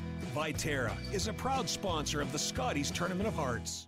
Oh Canada, glowing hearts, see thee rise. True north, true pride, strong and free, both far and wide. This land is glorious, and it's ours, from sea to shining sea. You're always home on Canada's largest wireless network with no roaming fees. Well, welcome back to beautifully landscaped, even in the middle of winter, Melfort, Saskatchewan. We'll do a quick review of the scoreboard here on the fifth end break of our feature game. Looked like Penny Barker was going to be setting up for 2 points in the fifth, but somewhere on thirds rocks that changed. Penny was forced to outcount two little 12-foot nibblers and made her draw for one, down 4-3 to Sherry Anderson playing the sixth end. Over on sheet 2, it was a blank end in the sixth, leaving the score 5-1, Silvernagel over Holland. Candace Chisholm had a very strong fifth end. Taryn Schachtel attempting to do a little tap off of a buried rock on the button. Just didn't come up enough for it, giving up a steal of one to make that game 4-3. And over on sheet 4, it was a nice deuce by Ashley Howard. So she's back in the lead, 5-4, Howard over Eberly. In that case, the Eberly team is very happy to be only giving up two. Chantel on her first one was drawing into two frozen rocks, button 4 foot. Had to sit there for third shot to outcount fourth and fifth shot without hammers. So it was a bit of an escape for the Eberly team to only be down 5-4. That's where you say, oh good, we held them to 2.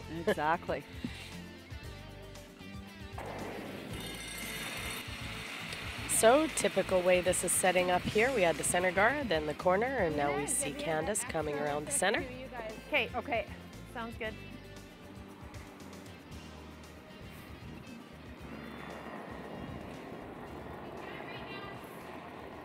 Whoa, lots of room. Lots of room. Lead's pretty good. Christy Johnson, long-time teammate, friend of Candace Chisholm. No, it's coming down. Other than Lana, this team all from that southeast portion of the province. They travel miles and miles and miles every year for their curling. Other than they do love the Bondsfields in Manitoba, because it's just a hop, skip, and a jump from that Merrifield area. Yes, for sure. Yeah,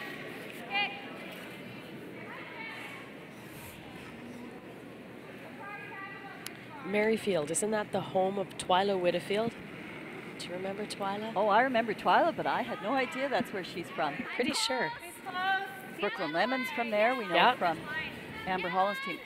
Well, Barb Swallow and some folks down there, Rick Thompson, those folks have done amazing things over about 3 generations of curlers to keep the curlers coming out of that area. Same thing again, too, at the junior provincials. Braden Stewart was right in the thick of things.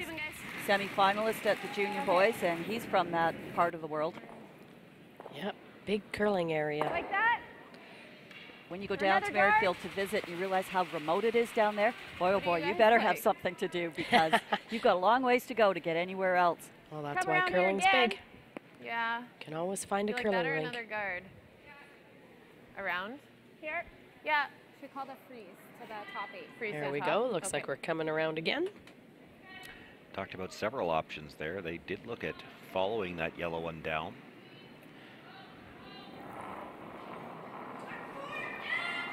Natalie Bloomfield here with the intern draw attempt. Going to look to come and sit on the face of their own shot stone. Round, Simon! Just for line. We're going All around there. this. 8, 9. Going around this. We're there on our own. Yeah, on its own. That line, we gotta get by. We gotta go around. For line, we're almost We through. need to get by. Okay. Well, they get by their own stone. Yeah, no. But it comes all the way to the back 12 foot. Does stay in play. There was a little concern from the brushers that might go through.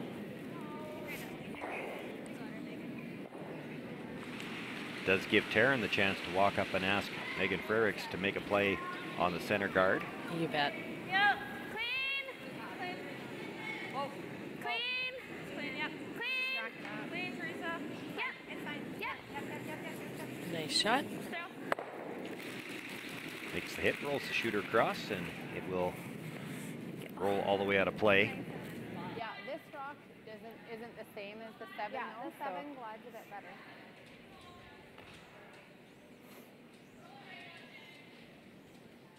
I'm guessing all these teams across the board now that we're into draw 8 here have a pretty good handle on all the rocks and the matching of them. They certainly have moved the 7 and 8s around on this sheet, that's for sure. Tight. Mine's good. Still all there. 3. Tight 3. Yeah. Whoa. Coming down. Whoa. Still a 3. Really tight. 3.5. That's fine. Okay. Splits the center line with the guard. Does leave a little piece of it available from the other side from what Taryn's looking at. She's more worried about moving the guard though. Play the peel. Didn't see whether she indicated whether she's going to try to get them both here or not. Yep. Hard, Teresa. Yeah. Really hard. Looks like if they're sweeping it there, they're playing this as a straight peel. Hard off, Allie, throw. There was a little bit of an angle there. She could have tried the double if she wanted to take it on. Just tight or 2, wherever the line's good. By Tara, maybe? Yeah.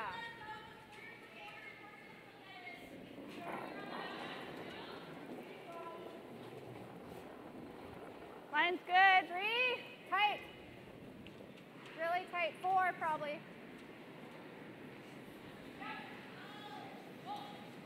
I think we're. Yeah. It's 4. 3, 4. Do you want us to freeze it? Freeze it. I don't think it's going to be frozen. No, we're just tight. Well then. Whoa. A little deep, perhaps. But dead lined up. Yep. I'm assuming they're going to make a run at it.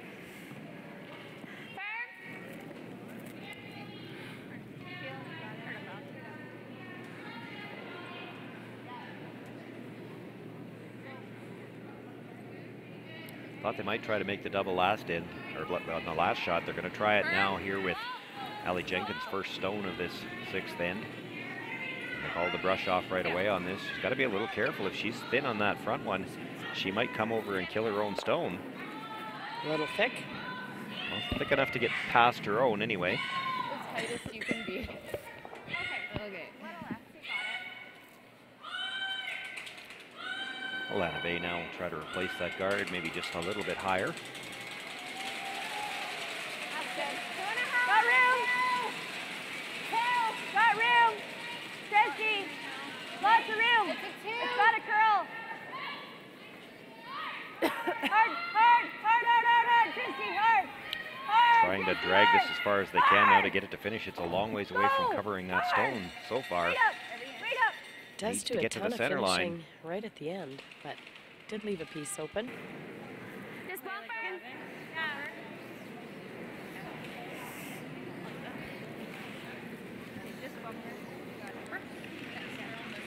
So, because there is a piece, I hear bumper, make an attempt at it. This is where you know second best is. Yeah, something red. Yep, exactly. If you happen to get to the top one, no big deal. And nobody's looking at that red at the back 12 foot. No. One of the that's- 2 front yeah, reds. Not the reds we're referring to. Whoa. Close. Watch the roll, Megan. Watch the roll. I think it's too far, but Makes the hit. Does roll across. Nudges her own stone, but sits 2 in behind the corner guard.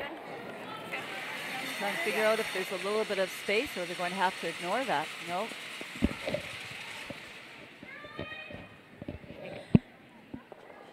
Coming around again now. A little bit more nerve-wracking this time. Sure though, if is. They're looking at first and second shot. Yeah. Get to these so easily, and that's because it's high guard.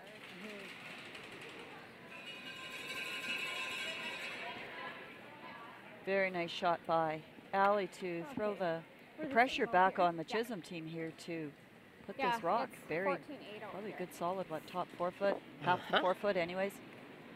Candace Chisholm had one end off of being in trouble. She was able to pick up the steal in the 5th, but other than that, she's been under pressure the entire game. You bet. It's been a solid performance by the Martin team. Line's As good. basically every one of their games have been this past week. Let it work. Let it work. 6. Line's good. Do you want me and Lina? No, line will be good. Line will be good. Line will be good. Yep. This looks like nice weight coming in. Sounds like really line's pretty good. Easier, we're going to come out the other side. Whoa, let it stop. Easy, easy, easy. That's it. Great shot. There's a nice one. Comes dressed, biting the top of the 4 foot for shot rock. That's probably as nicely as you could make that shot with guard being a little bit up on the higher side, because if it gets any close to the button, then it's pretty easy to tap or nestle into. So you have to have that enough weight here, that what's probably solid back line anyways. Yeah, and given the curl on this ice, you know, that center guard, which is halfway, is almost a little too long. That rock is perfectly buried, but given the nice curl that we have, you know they can make contact with that and even stick around. So trying to replicate what Allie Jenkins just did. Taryn Holtby looking to throw just an easy weight tap. Yeah, keep the same thing shooter over in that pile. Do that.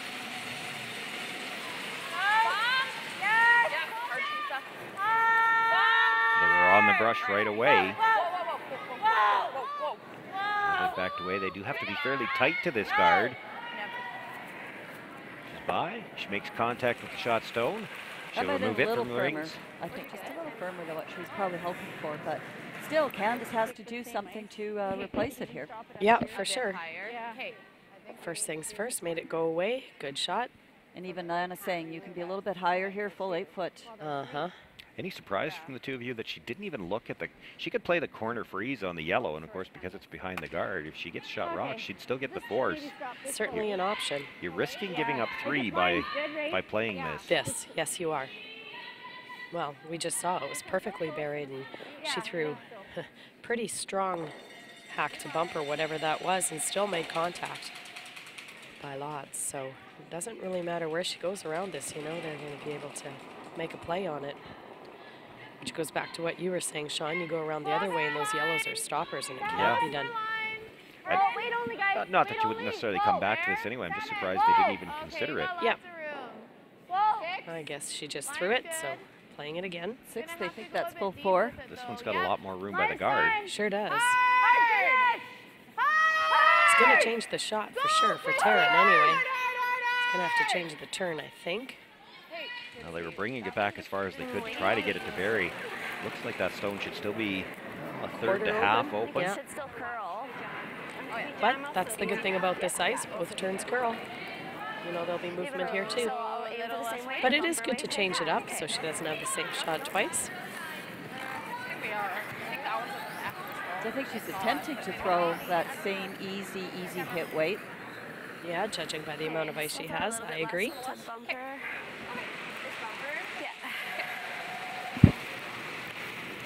Should still curl here.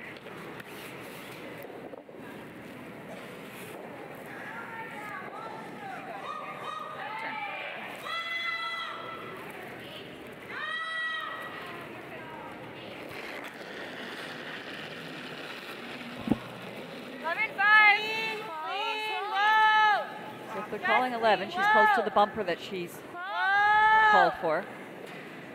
Nothing out of the brush so far. Now looking to get some extra curl, sweeping from the offside. She's going to make contact with that stone. Will it be thick enough to stay? Yes. The shooter. Lovely. Team Martin will pick up 3 points here in the 6th end. They jump out to a 7-3 lead.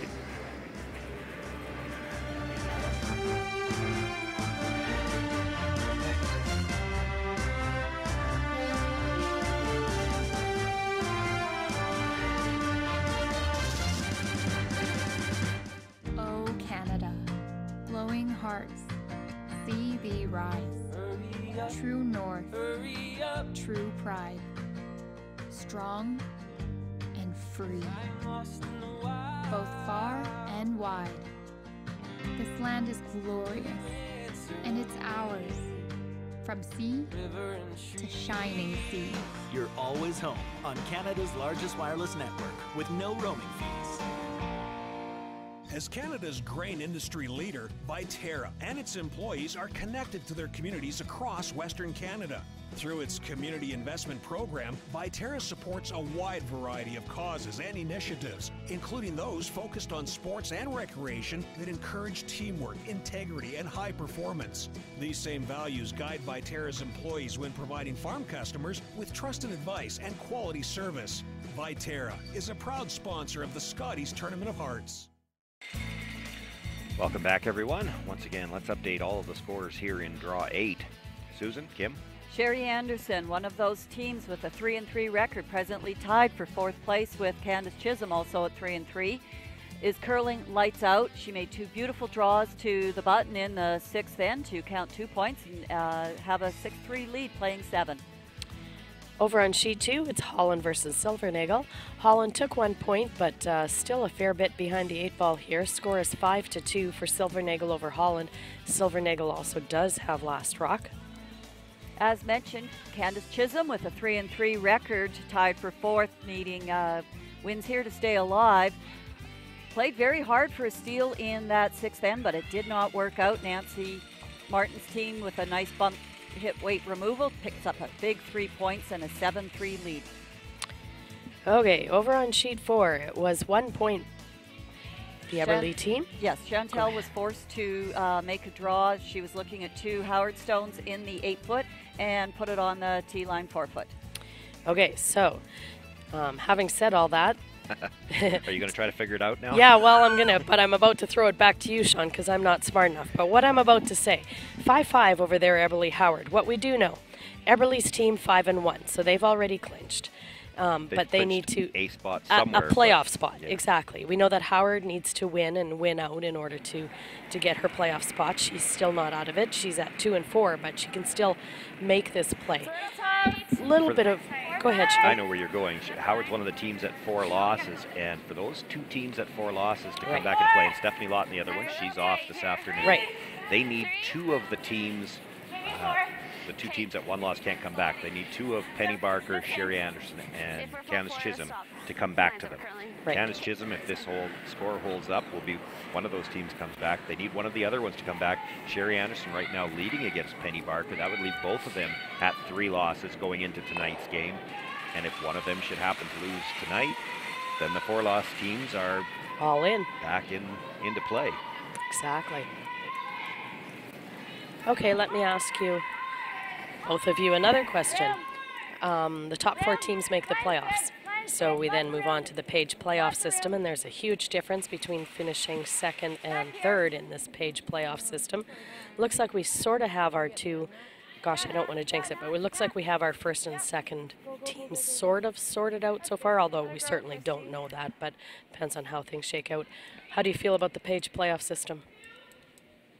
Well, I like the Page playoff. I'm not so sure that I'm going to grant you that it's a huge advantage. Between 2nd and 3rd? Well, you do get that extra game, but we saw last year Penny Barker and an came extra through the life, tiebreaker, had to play 5 must-win games in a row, and there's something to be said for keeping playing when you're on that kind of a roll, as opposed to sitting. It is amazing how many times that semifinal winner wins the Carries final on. because they haven't sat all day. I really thought the one year that Stephanie Lawton won the 1-2 spot, and then there were no playoffs that year, and that final game was at 9:30 in the morning, and both teams were playing the finals, playing their first game of the day there, and Stephanie won that game. In a couple of other years, Steph was in the 1-2 game, but in the afternoon, and whoever won the semifinals went on and beat Stephanie. So it's Kevin Martin had always said, if you knew you were going to win that semifinal, absolutely, you wanted to play it. Yeah. That being said, somebody says, do you want to go straight to the final and take your chances? Take it every time. I'm there. Well, looking for the come around there, gets the feather tick off the back end of that stone. Still has enough room to get by the yellow, and boy, it almost curled at the end to bury a piece, but it is wide open still. The corner guard is the rock worrying Taryn Shackle at this moment, so she's going to ask Megan Frericks to make the peel.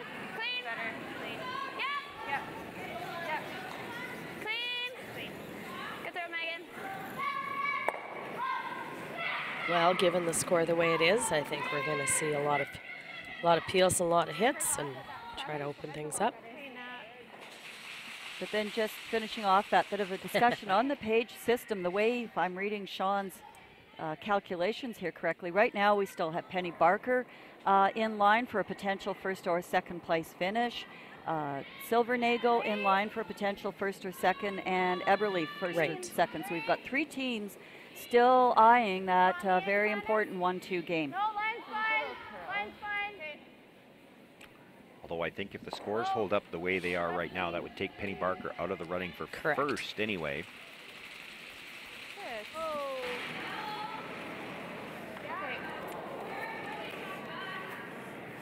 Corner guard attempt there comes a little tight to the rings, but does protect that 2nd shot stone at the back of the 8-foot.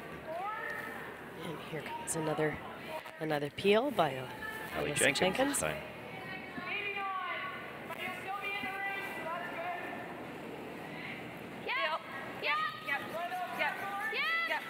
We're on the brush on this one right away.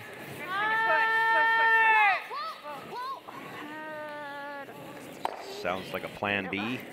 The whoa call came at the end, hoping to maybe clip that stone on the back of the 8-foot. Drives it just by, and the shooter stays for the guard. 14-8? No? 14 and a half? 14-6, yeah. Okay. In between. Somewhere like that. Okay.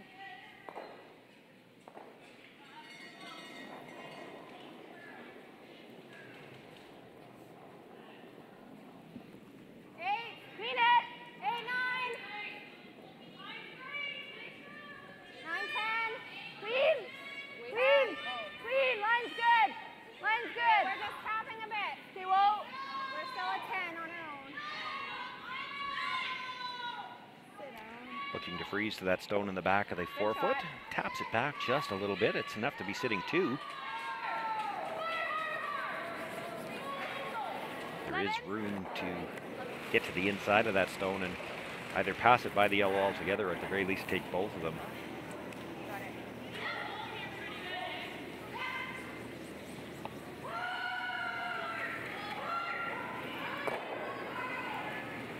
This is one of the luxuries that you have, regardless of the standings, one of the luxuries that having a 4-point lead.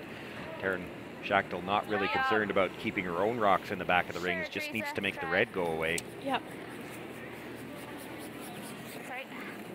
Makes the hit.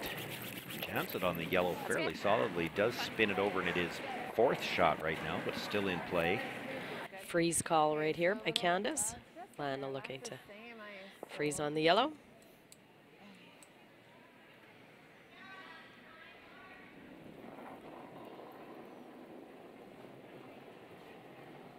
Definitely less, isn't it?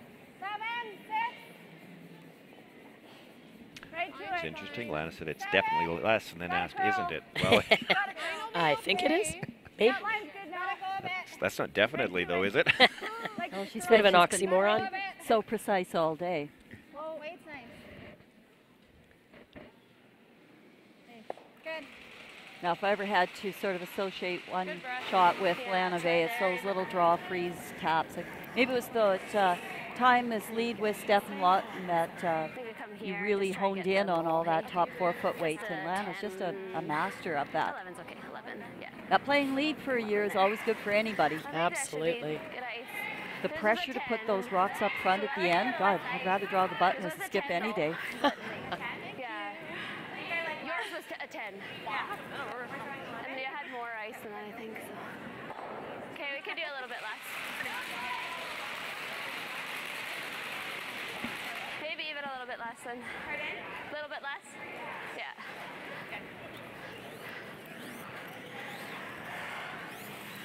Just a 10. 11, sorry, 11. Too many numbers here. Sorry, I think that's...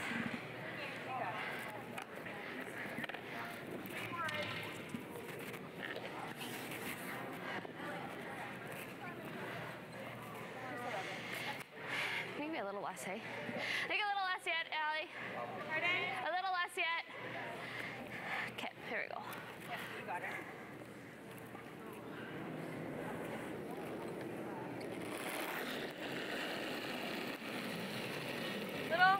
Taryn Schachtel with her first stone here, not without last rock in the 7th. She does have the 4-point lead. Like to get across the nose on this. Makes the hit. Does clip the yellow stone, but the shooter comes across, sits in front of that what would be 2nd shot now. And I believe behind a corner guard there. That worked out very nicely. That does a lot to mitigate some of those red rocks there. For sure. Now Candace Chisholm's going to take a look. Can she pick that right across on the double and sit 4? Well, she must be, or she wouldn't be playing this, I'm guessing. Well, even if you blasted it out off your own, you might be sitting 3. Right. But that top 8-foot rock's going to go into that pile of red rocks there at the back corner too. I don't know if she can. Like what else? Well, she's got to try to catch the second yellow one very thin. If she does that, it's not going into the ones at the back. Well, she's looking at trying to bring some of those other reds into play, given the fact that she has hammer here, but well, let's play it's it tough. it's a shot anyway. Throw 9. Okay. Just high side. Looking to hit this first one. You heard her say just high side, just a little bit off the nose. Just catch that second one on the way by. You might be able to squirt it straight sideways. I think that one's fine. It's the one that the top yellow coming into the yellow that's going to go back onto those reds. Well, not if you hit it that thin. It'll go underneath. Okie dokie. Guess we'll see. You guys like anything better? No. No, there really aren't a lot of other good Nothing options. else to try, for sure.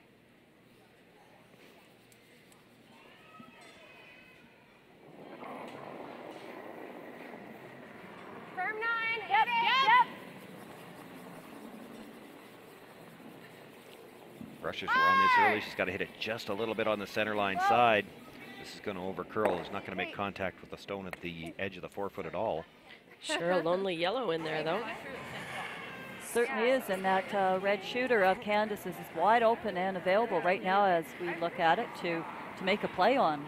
those two yellow, or that yellow and red back on the tee line. And let me quote a very, very good curler who came up with this and not me, but sometimes your best guard is second shot.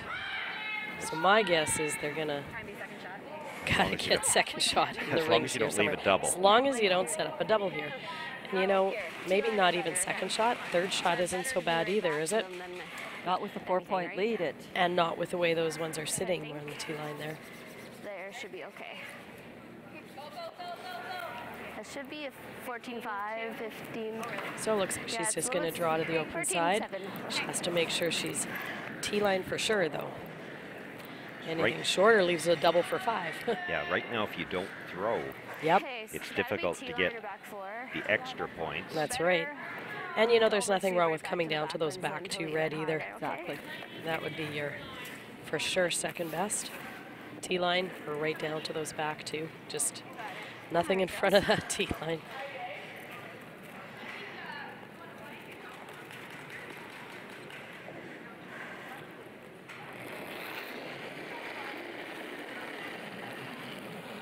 Weight's nice. Line's good. T-line back 4. 6. T-line back 4. Gotta be back 4. Can't be T-line. Switch. Gotta curl a bit. Gotta curl. On its own. Yeah, on its own. It might be to the back. Back line. It's gonna be the back one. Looks like the weight's there, but it sure got a long way to curl here. Oh dear. Oh, I thought she was going to touch Boy, that. they might want to have looked at it, maybe a rub on that. Will it stop in time? Well, it's not too bad. I think it did. I think it's still third. I think it's still third. At worst, it's fourth, and any attempt to run in right now, I think is going to have to kill that stone at the back of the 8-foot. So this is still probably not for any more than 2. Yeah. It's just off. It's just off nose. Yeah, I like it, Candace. Just off nose. Well, they're going to try to play it again the same way. Now, this rock did roll over a little bit from where And the last attempt was. Yep. But as you said before, Sean, now this red's coming in. They hit that one on the tee line pretty thin. You said it was going to go underneath the back one. harder this to get red, it underneath now because that well, rock's and that yellow's there as a further over. stopper. Yeah. There's your 5. So run back really thin double. I think the 5 is in play here. Not an easy shot, but it's certainly an option. Routine in Susan's Wednesday night Well, ladies league. If Susan was throwing this, I'd just mark the 5 on the scoreboard and say, sure, you can just have it. I know you'll make it anyway. A little more weight on this one. Sweepers it looking back close. away. She's got to get it just about on the nose. This is going to have to curl. Oh, good try. Well, jammed it and kills her own. Now that back 2 is going to matter as to whether it's. We may see a measurement. I think it might be.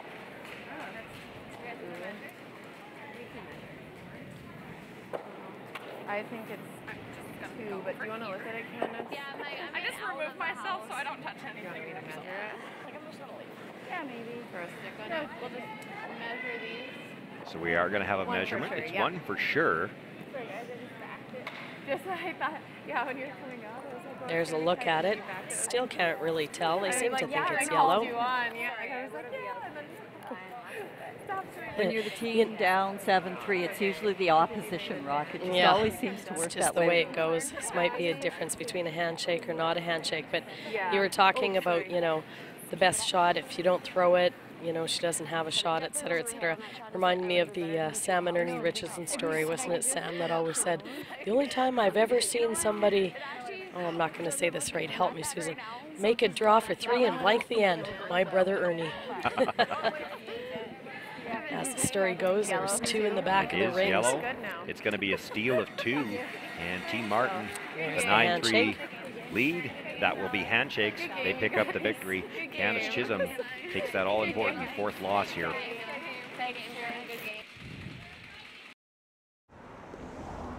All right, people, let's get to work. Lights off. Ma'am, there's someone at the door. Unknown male, might be a salesman. Take care of it. You, drop the temperature. I'm roasting.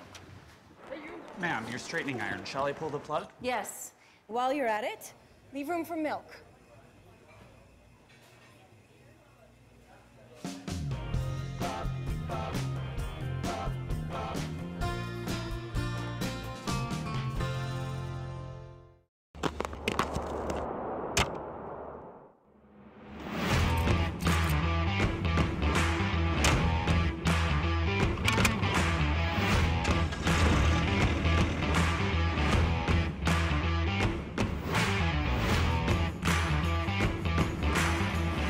Introducing the all-new heated cab for the John Deere 1R tractor. Simply captivating.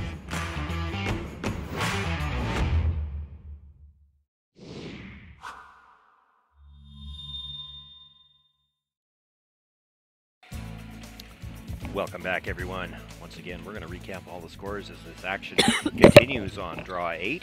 Susan, Kim. Penny Barker had a very difficult draw attempt. She had to get around her own rock in the top 4 foot to catch a little piece of the button. She was already sitting one. Sherry Anderson had tried a double, but Knowlton sat right in front to make the draw very difficult. Penny counts 1 point, is down 2 points though, 6-4 without hammer. Sherry Anderson with hammer. Over on sheet 2, Silvernagel did take her 1 point, make that score 6-2, Silvernagel over Holland. And here we have Nancy Martin with a decisive victory over Candace Chisholm's team. This is really crucial. Ashley Howard certainly took note of this one, as this drops Candace to 3 and 4, brings Nancy's team up to 2 and 4, 3 and 5, sorry. Yeah, you bet. And over on sheet 4, Ashley Howard did have a draw to get 2 points. Didn't quite make it, so she only got her single. Make that score 6-5. Howard playing Eberly. Eberly has hammer playing that all-important 8th end. And again, Ashley Howard needs to win this game to stay alive over here. Eberly would sure like to get a win to solidify first or second. Because without looking at scoreboards right now, we have Eberly and Silvernagel with 1 loss each. Penny Barker at 2 losses. Sherry Anderson in 4th place now solely with 3 losses. Now we have Chisholm and Lawton all in there with 4 losses. No, I know about this. And Ashley Howard attempting to stay at 4 losses. Tell me what turn you want. It's a dogfight. Well, looks like we're switching over to the Holland Silvernagel game now. We now. Direct cameras on sheet 2, so we're going to keep tabs on this game here. 2 ends left to play. Well, there has been no letting up with this Silvernagel team. Yep. Amber has been trying everything that the textbook says, every which way but loose, to score multiple points, but this Silvernagel team just coming and coming and coming at them. Yeah, I agree. They've been playing very, very well all weekend, and this game in particular. And like we said, Silvernagel sitting at 5 and 1. Holland, we know, is out of it at 1 and 5. Not much in play, and we're going to see a lot of peeling is what we're going to see here. So Jolene McIver here throwing probably a rocket. And Jolene new to this team this year in the 3rd position. No, this is just one of her lighter weight peels. clean. Nice throw, Joe. Got it, girl. Well done. Makes the hit, rolls the shooter out of play. Jolene, as we know, had been skipping for a couple of years, and 2 years ago did capture the provincial title. I saw her dad, Perry, making the rounds here this morning around the rink, and I asked him, where do you sit or where do you stand? And he said, I like to hear what's going on. I move from this end to that end. Except the year that Jolene won, Rana, who is his wife and Jolene's mom, we were sitting down at the start of the game and things were going really well, so I couldn't move. It always makes me laugh. Parents can be so superstitious. There are a lot of pacers here in a concourse area at the beautiful Northern Lights Palace here. Gives those pacers lots of opportunity to wear off that nervous energy, but still keep an eyeball on the game. Totally. There's a really nice walking path up top. Another corner guard thrown up, and now we'll see another peel attempt. And then with 3 stones left to come, Amber Holland needing to at least pick up 2 here. Will likely try to come around whatever she's got left. Clean. Got it, girl. Another She nice totally peel. redeems herself. What? Totally redeems Not sure what she redeemed herself for. Yeah, They're up 6-2. How bad could it have been? I heard that as well.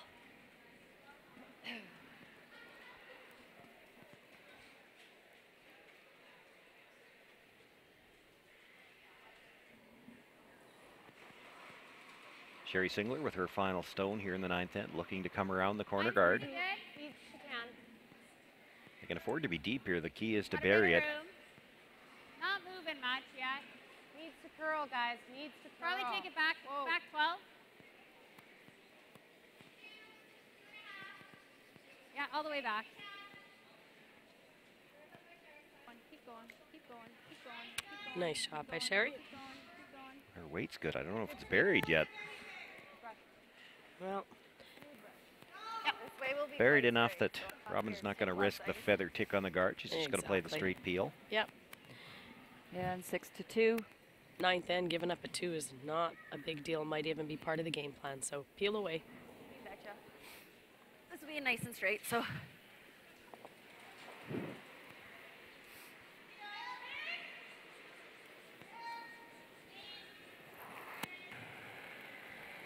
Yep.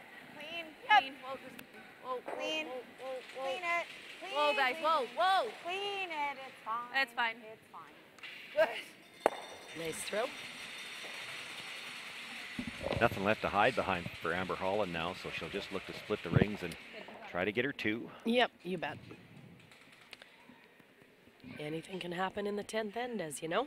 Steal a 2 is not impossible in the 4-rock free guard zone, but it puts extra pressure on the lead. You really need to position those first 2 guards really well. You need to get the lots of separation because you can't let them make the double peel on the 5th stone. You need to get 2 behind before they can peel that second guard. So you're saying not to throw the first one halfway, Don't Sean? throw the first one halfway, or the second one.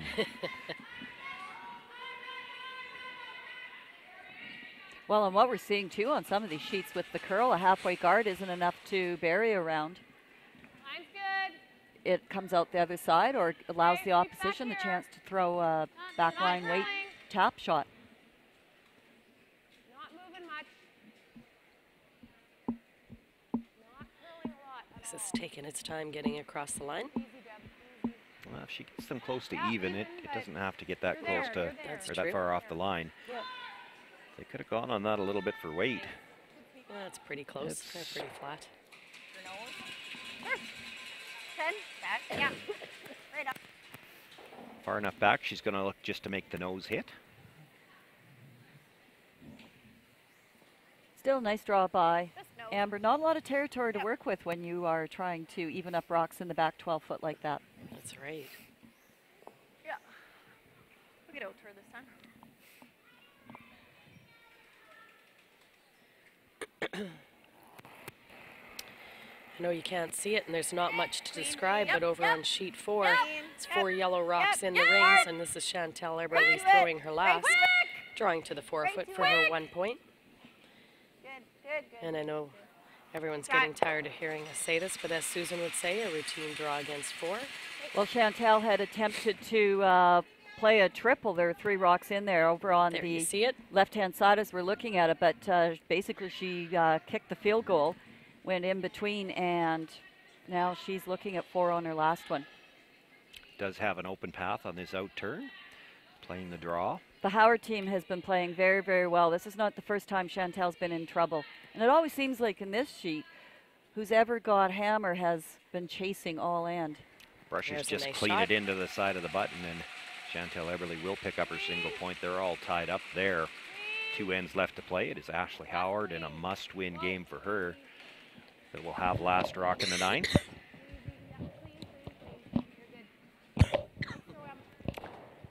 And Amber Holland makes the nose hit with her final stone, picks up the deuce, and she'll be within 2 coming home. She's going to need to steal, though, to get to an extra end.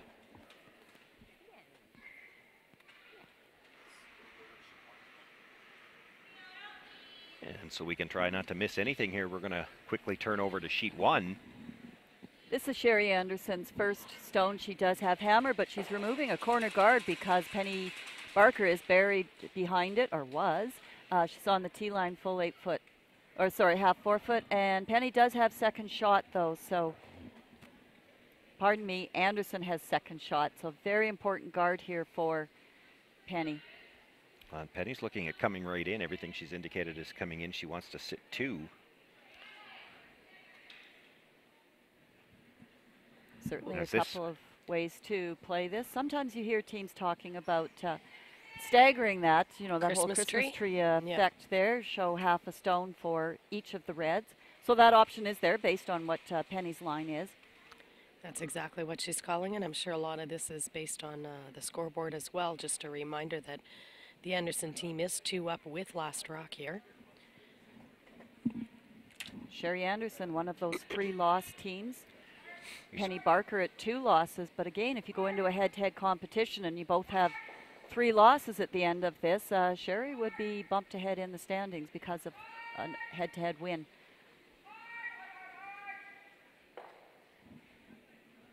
She could opt to just throw the straight guard here, but it looks like they've decided to try to come into the rings.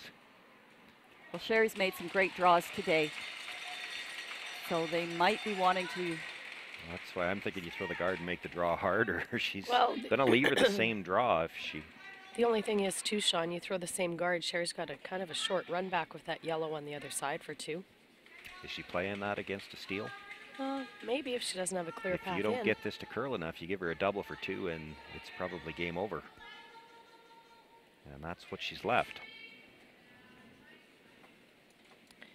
Yeah, that wasn't necessarily the plan. Looks like with that ice, she's just going to play the nose hit, try to take her single. Scoreboard dictated, I guess. Kind of surprised. Didn't even hesitate to no call thought that of shot. playing the double. Yeah.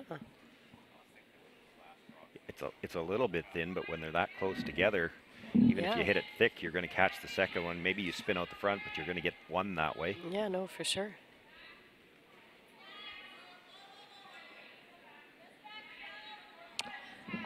However, I'm sure they'll be happy with just a 3-point lead playing 9. Well, they jumped Or the maybe sweep it right really away. curls here.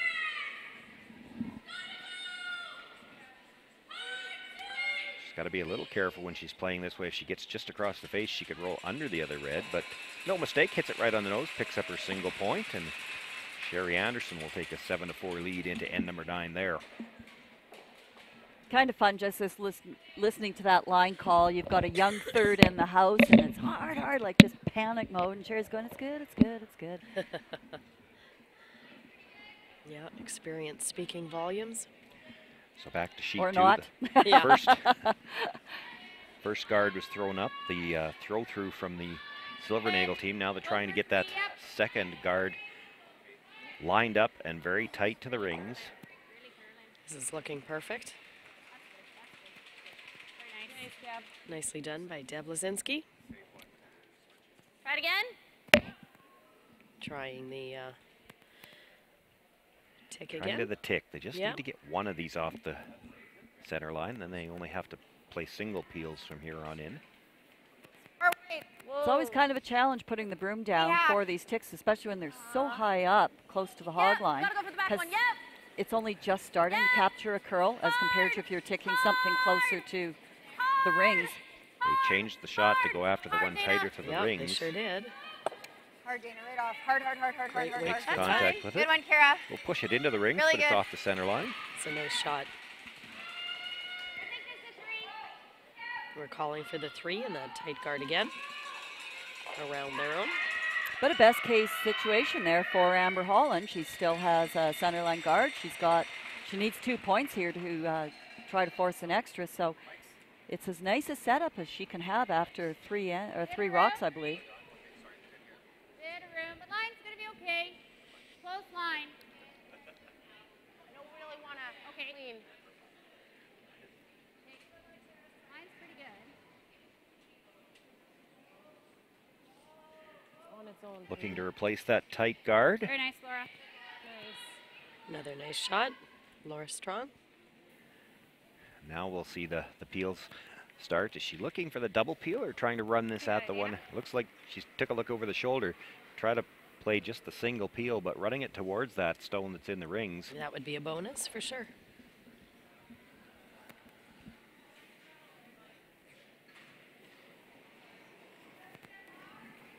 Clean. Clean. They're not overly concerned about that stone in the rings, but that's the one that Amber Holland might need if you look at the end of this end and the only way you've got to steal 2 is to sit 3 and hope she rolls out. That would be that one they'd be hoping to have to sit 3. Yeah, that's right. So we're now down to seconds last stone here, so that's why it's decision time. Chance of setting up a double peel for not a 1, right? Okay, guys, it's wrong. As Amber said, neither one is wrong. You can either throw the high guard or come around now.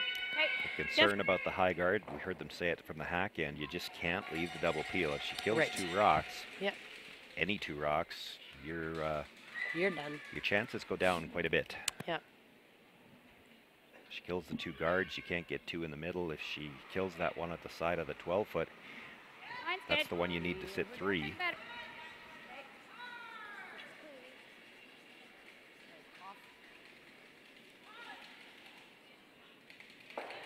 So They'll be looking for this this one one to stop. to stop. Good, Laura. Exactly. And it slides to about halfway, but it is dead lined up to the one tighter to the rings. You can tell by the ice they're taking how straight this runs when you throw peel.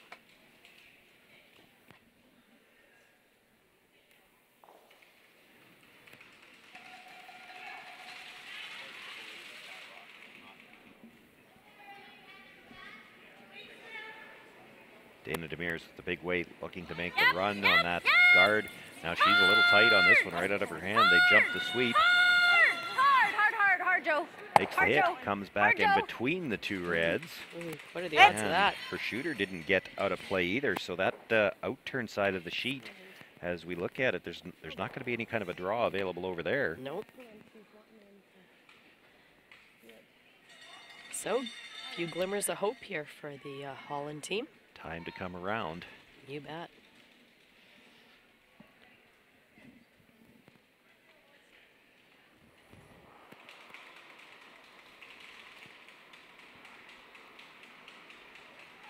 Okay, line's pretty good. Room.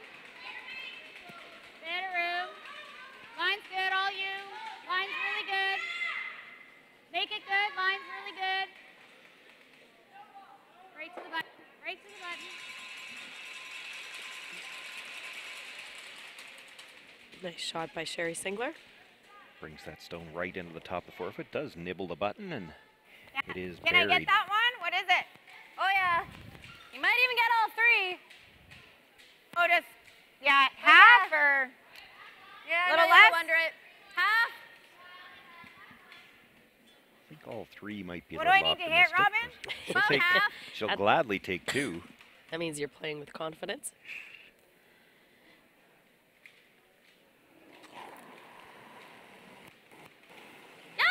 Whoa, yep.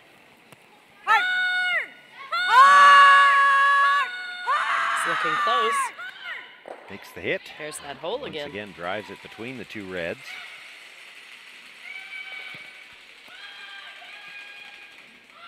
But importantly, in this case, lost her shooter as compared to having that corner guard up there from the last peel attempt.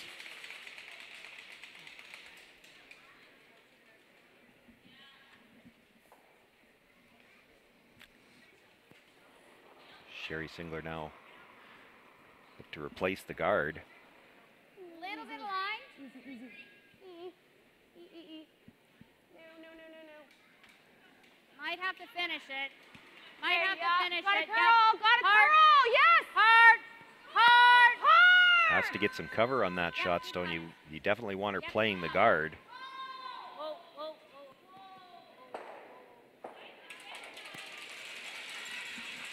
And looks to have curled just enough. Yep. This time. Gives Maybe Finet has the to be same close shot again.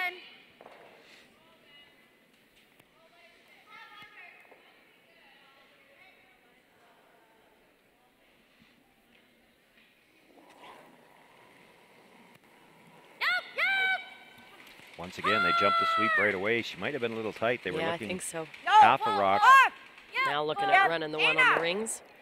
and her shooter stays there. Ooh, this is going to get interesting. And a big ooh throughout the crowd there. Oohs from everyone.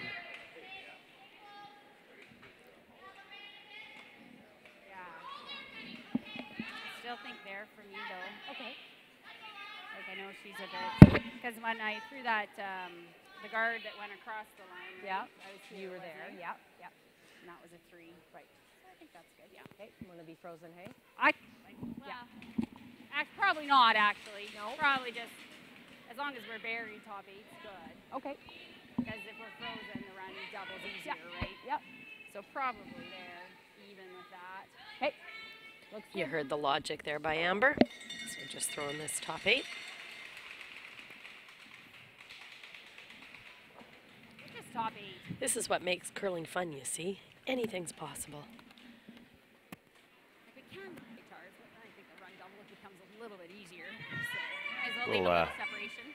have to see if we can find Anita Silvernagle and see how fun she thinks it is right about now. Yeah. Well, I know she's sitting out there somewhere. No, I can see her. She's standing. Ah. Well, it is the moral of the story. Go play that 10th end, you know, even down 2 without hammer absolutely. doesn't, or, you know, up 2 with, you know, you haven't relaxed, but it's amazing how much stuff happens in the For 10th sure. end. And you know the old adage too, let's just make her throw her last one. And you never hope for a pick or a miss, but well, when you're the Just a opposition, little extra, sometimes you do. a little extra shot of adrenaline. Yeah, for sure. An overthrow. It's all it Anything can takes. happen. This is over curled on, and they're going to Yeah. rub off the guard. Over curled, a little light perhaps. Well, and I think now you're going to see Robin probably attempt the double, maybe Yep. even just the hit Like and that? roll. Yep. Yeah, I got 10. You've thrown that here before.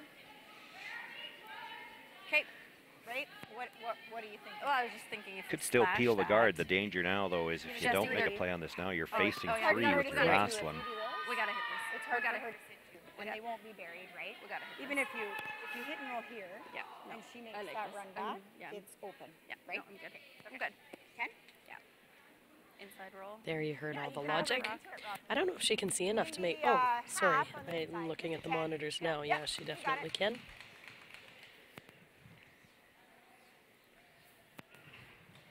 10 inside roll.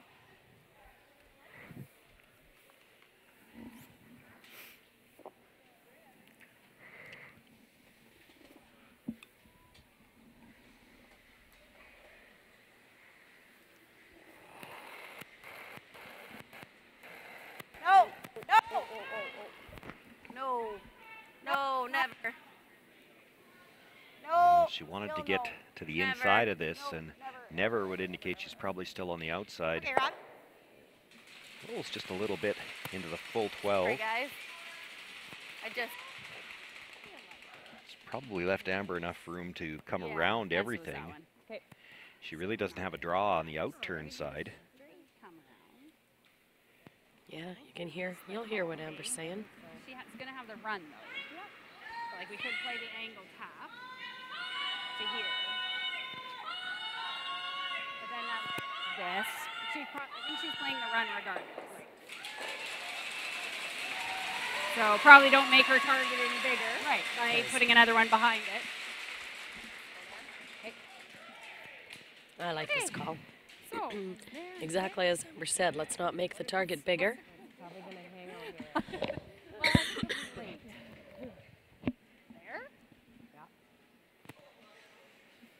Again, this is all, what are you leaving your opposition here? And pretty confident. Looks like the Well, I deal don't know that Robin, unless this one is wide open, is going to Yeah. be making a play on that yellow. I can tell you when you're 2 up with coming home, you probably don't want to be throwing the run. Well, and again, that's why I kind of wondered if, you know, I might have played that yellow in, just, you know, is pick your poison. You want to look at 3, but see what the trouble is. And get rid of that yellow center guard.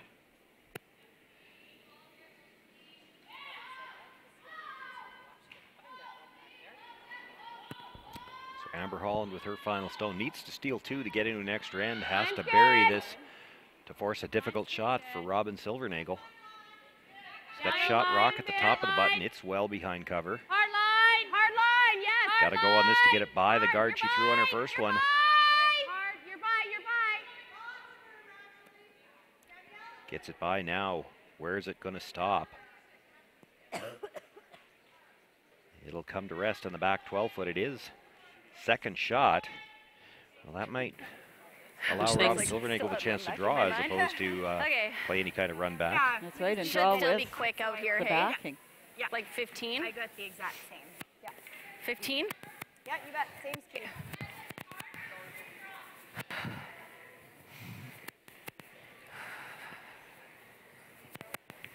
$15? And just while Robin is setting up, We just need 8 foot. Ashley Howard's in the hack. Looked like she has a hit for 3. Just has to navigate one of her rocks at the back. Chantel had just tried to run a double and just missed hitting third shot. Ashley made a fabulous double on her first one to set up all these yellow rocks in the house. Line's a little tight. Robin Silvernagle with her final stone. Needs to catch full 12-foot a little better than that one that was delivered at the back. Line's good. Hold it. Sweep for T. Line is good. Sweep for T line. Line's perfect. Line's great. Robin Silvernagle looking to stay at 1 loss, stay in that hunt for first place. Thanks, Amber. She will come into the edge of the 4-foot. That's enough to hold Amber Holland to a steal of 1. And Robin Silvernagle picks up the 6-5 victory there. Just 2 games left to be decided now. Playing in the 9th end, Sherry Anderson's throwing her last rock. She's looking to sit 2 and get the force for Penny Barker. She may have left the double. We'll see if we can turn the cameras over to see sheet 1 right now. It's flat, but I think the double might be there. If Penny Barker can get this across her own stone, might be able to pick up the deuce here. You're right, and with the score being 7-4, it's what she has to play.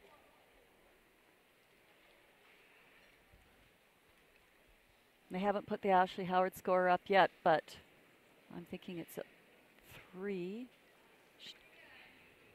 2 great shots by Ashley.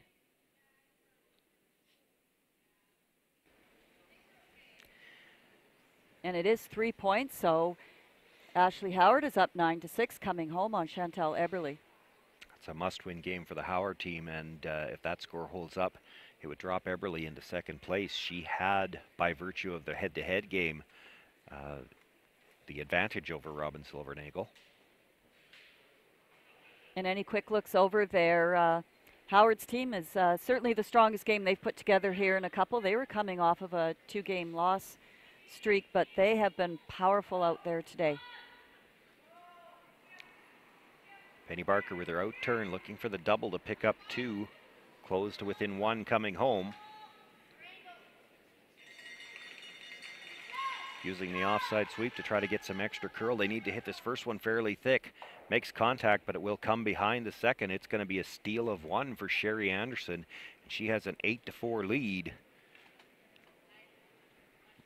A discussion from the team to decide whether they're even going to play this 10th end or not.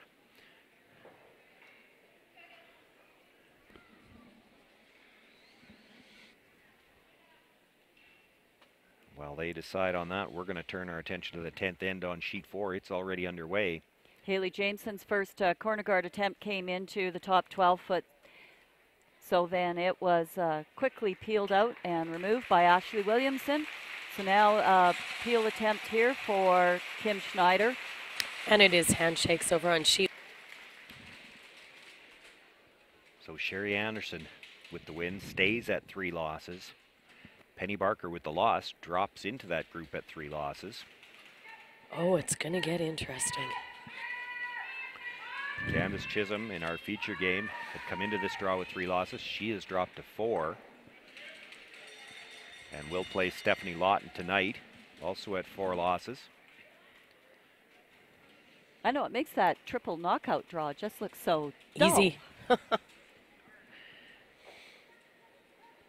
Well, I do know this. When you're 3 down playing the 10th, you'd like to see a little more rocks in play than what's in play over there for Chantel right now.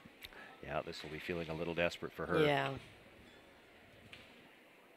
But just back to that Silvernagle game, they had an opening draw loss against the Eberly team, but since then they have won 6 straight. And yeah, they're building. Yeah, the curve, it just keeps going. Taking a look ahead at what we'll be looking at tonight. Penny Barker, now at 3 losses, has to play Chantel Eberly yet tonight. Sherry Anderson, the other 3-loss team, is playing against Amber Holland. Which is a tough game too, because you know Holland's out of it, but man, they can play and they've got nothing to lose. So, not sure who you'd rather be playing tonight, Silvernagle or Holland.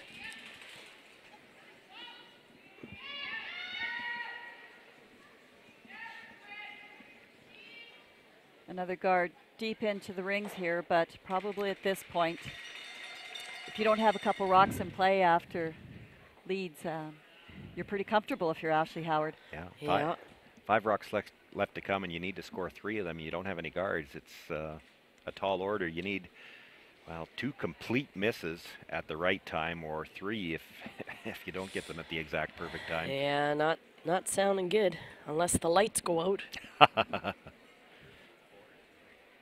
Even then, I think you'd have to take advantage of the darkness to maybe bring some back from the corner. That would be a Guy Hemmings thing, wouldn't I it? was going to say, you need a little scoreboard manipulation there going on to get back into this one. Carly Howard in the hacks now with her first one.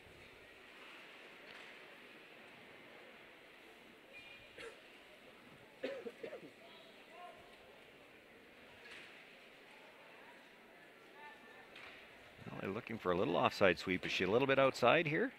Catches that stone, but it's going to be just enough to push it into the rings. A glimmer of hope. A little glimmer. You still need a miss or two. Yeah. Oh, good little broom slam, too. You could hear that one from up here in the booth. Carly not very happy with herself.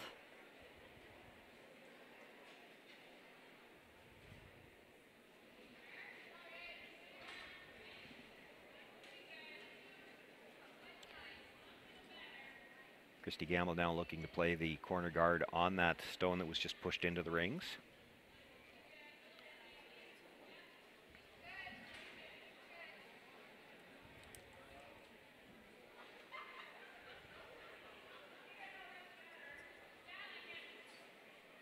Ashley Howard indicating she knows the inside out ice better for this particular spot, so that's the way they're going to try to peel it. Does mean they have to roll all the way across. Ashley calling whoa. And again, they're looking to sweep from the offside to get some finish here. Did she get a piece? Yes. Got enough. So it's going to come down to an open hit.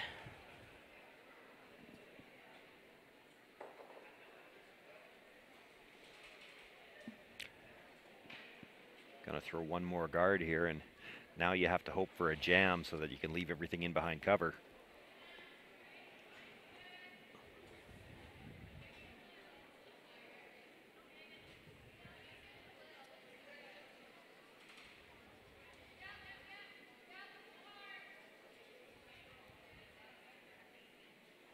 But still, you know, you still take away something from this in the sense that maybe this game might be out of reach right about now, but could be your next game. You need the 2 points for the tie or something like this, and you're just keep those shots coming. Mm-hmm.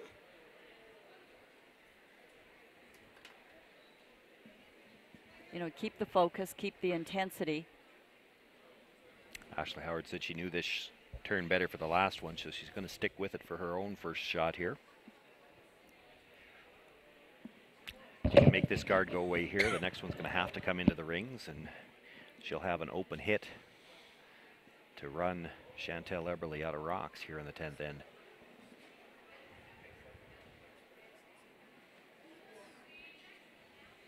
Carly just saying clean, so it doesn't sound like there's any fear out there on this shot. Makes the hit, kills the guard. Just Shooter about will kill roll all the way Chantel. across. Yeah, she's making her way down quickly. Not that she's got any time issues, but not much to decide. Not much to think about here.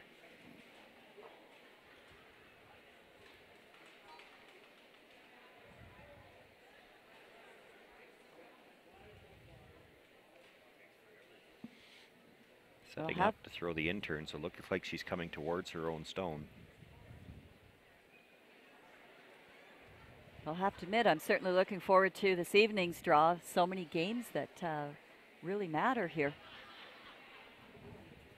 Well, as we come into the draw tonight, just 4 round robin games left, and all 4 of them matter. Which is really exciting. Yeah, the only team not playing tonight is Nancy Martin. They are finished up with their 8 games. And they're at 3 and 5. So Chantel comes down to her own stone, so she doesn't make the target any wider. Ashley Howard Look to make the hit and just needs to make one of these two go away. Chantel Eberly will be out of rocks. Ashley Howard can pick up the win and stay at 4 losses. Keeps herself in contention.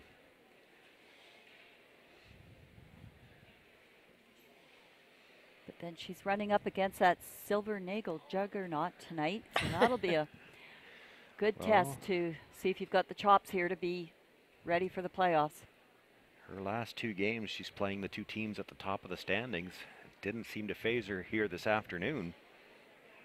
So with the open hit to wrap this game up, same thing, brooms down, light clean, no panic out there from anybody. So off go the gloves. Makes the hit, rolls into the 8-foot, but that doesn't matter. It just matters that Chantel Eberly doesn't have enough rocks left to tie this game. That concludes all of the games here in draw number 8. And we'll be back for the final round robin draw tonight at 7:30. For those of you joining us on CurlSask, we'll see you then, and we'll see some others on SaskTel Max. So long.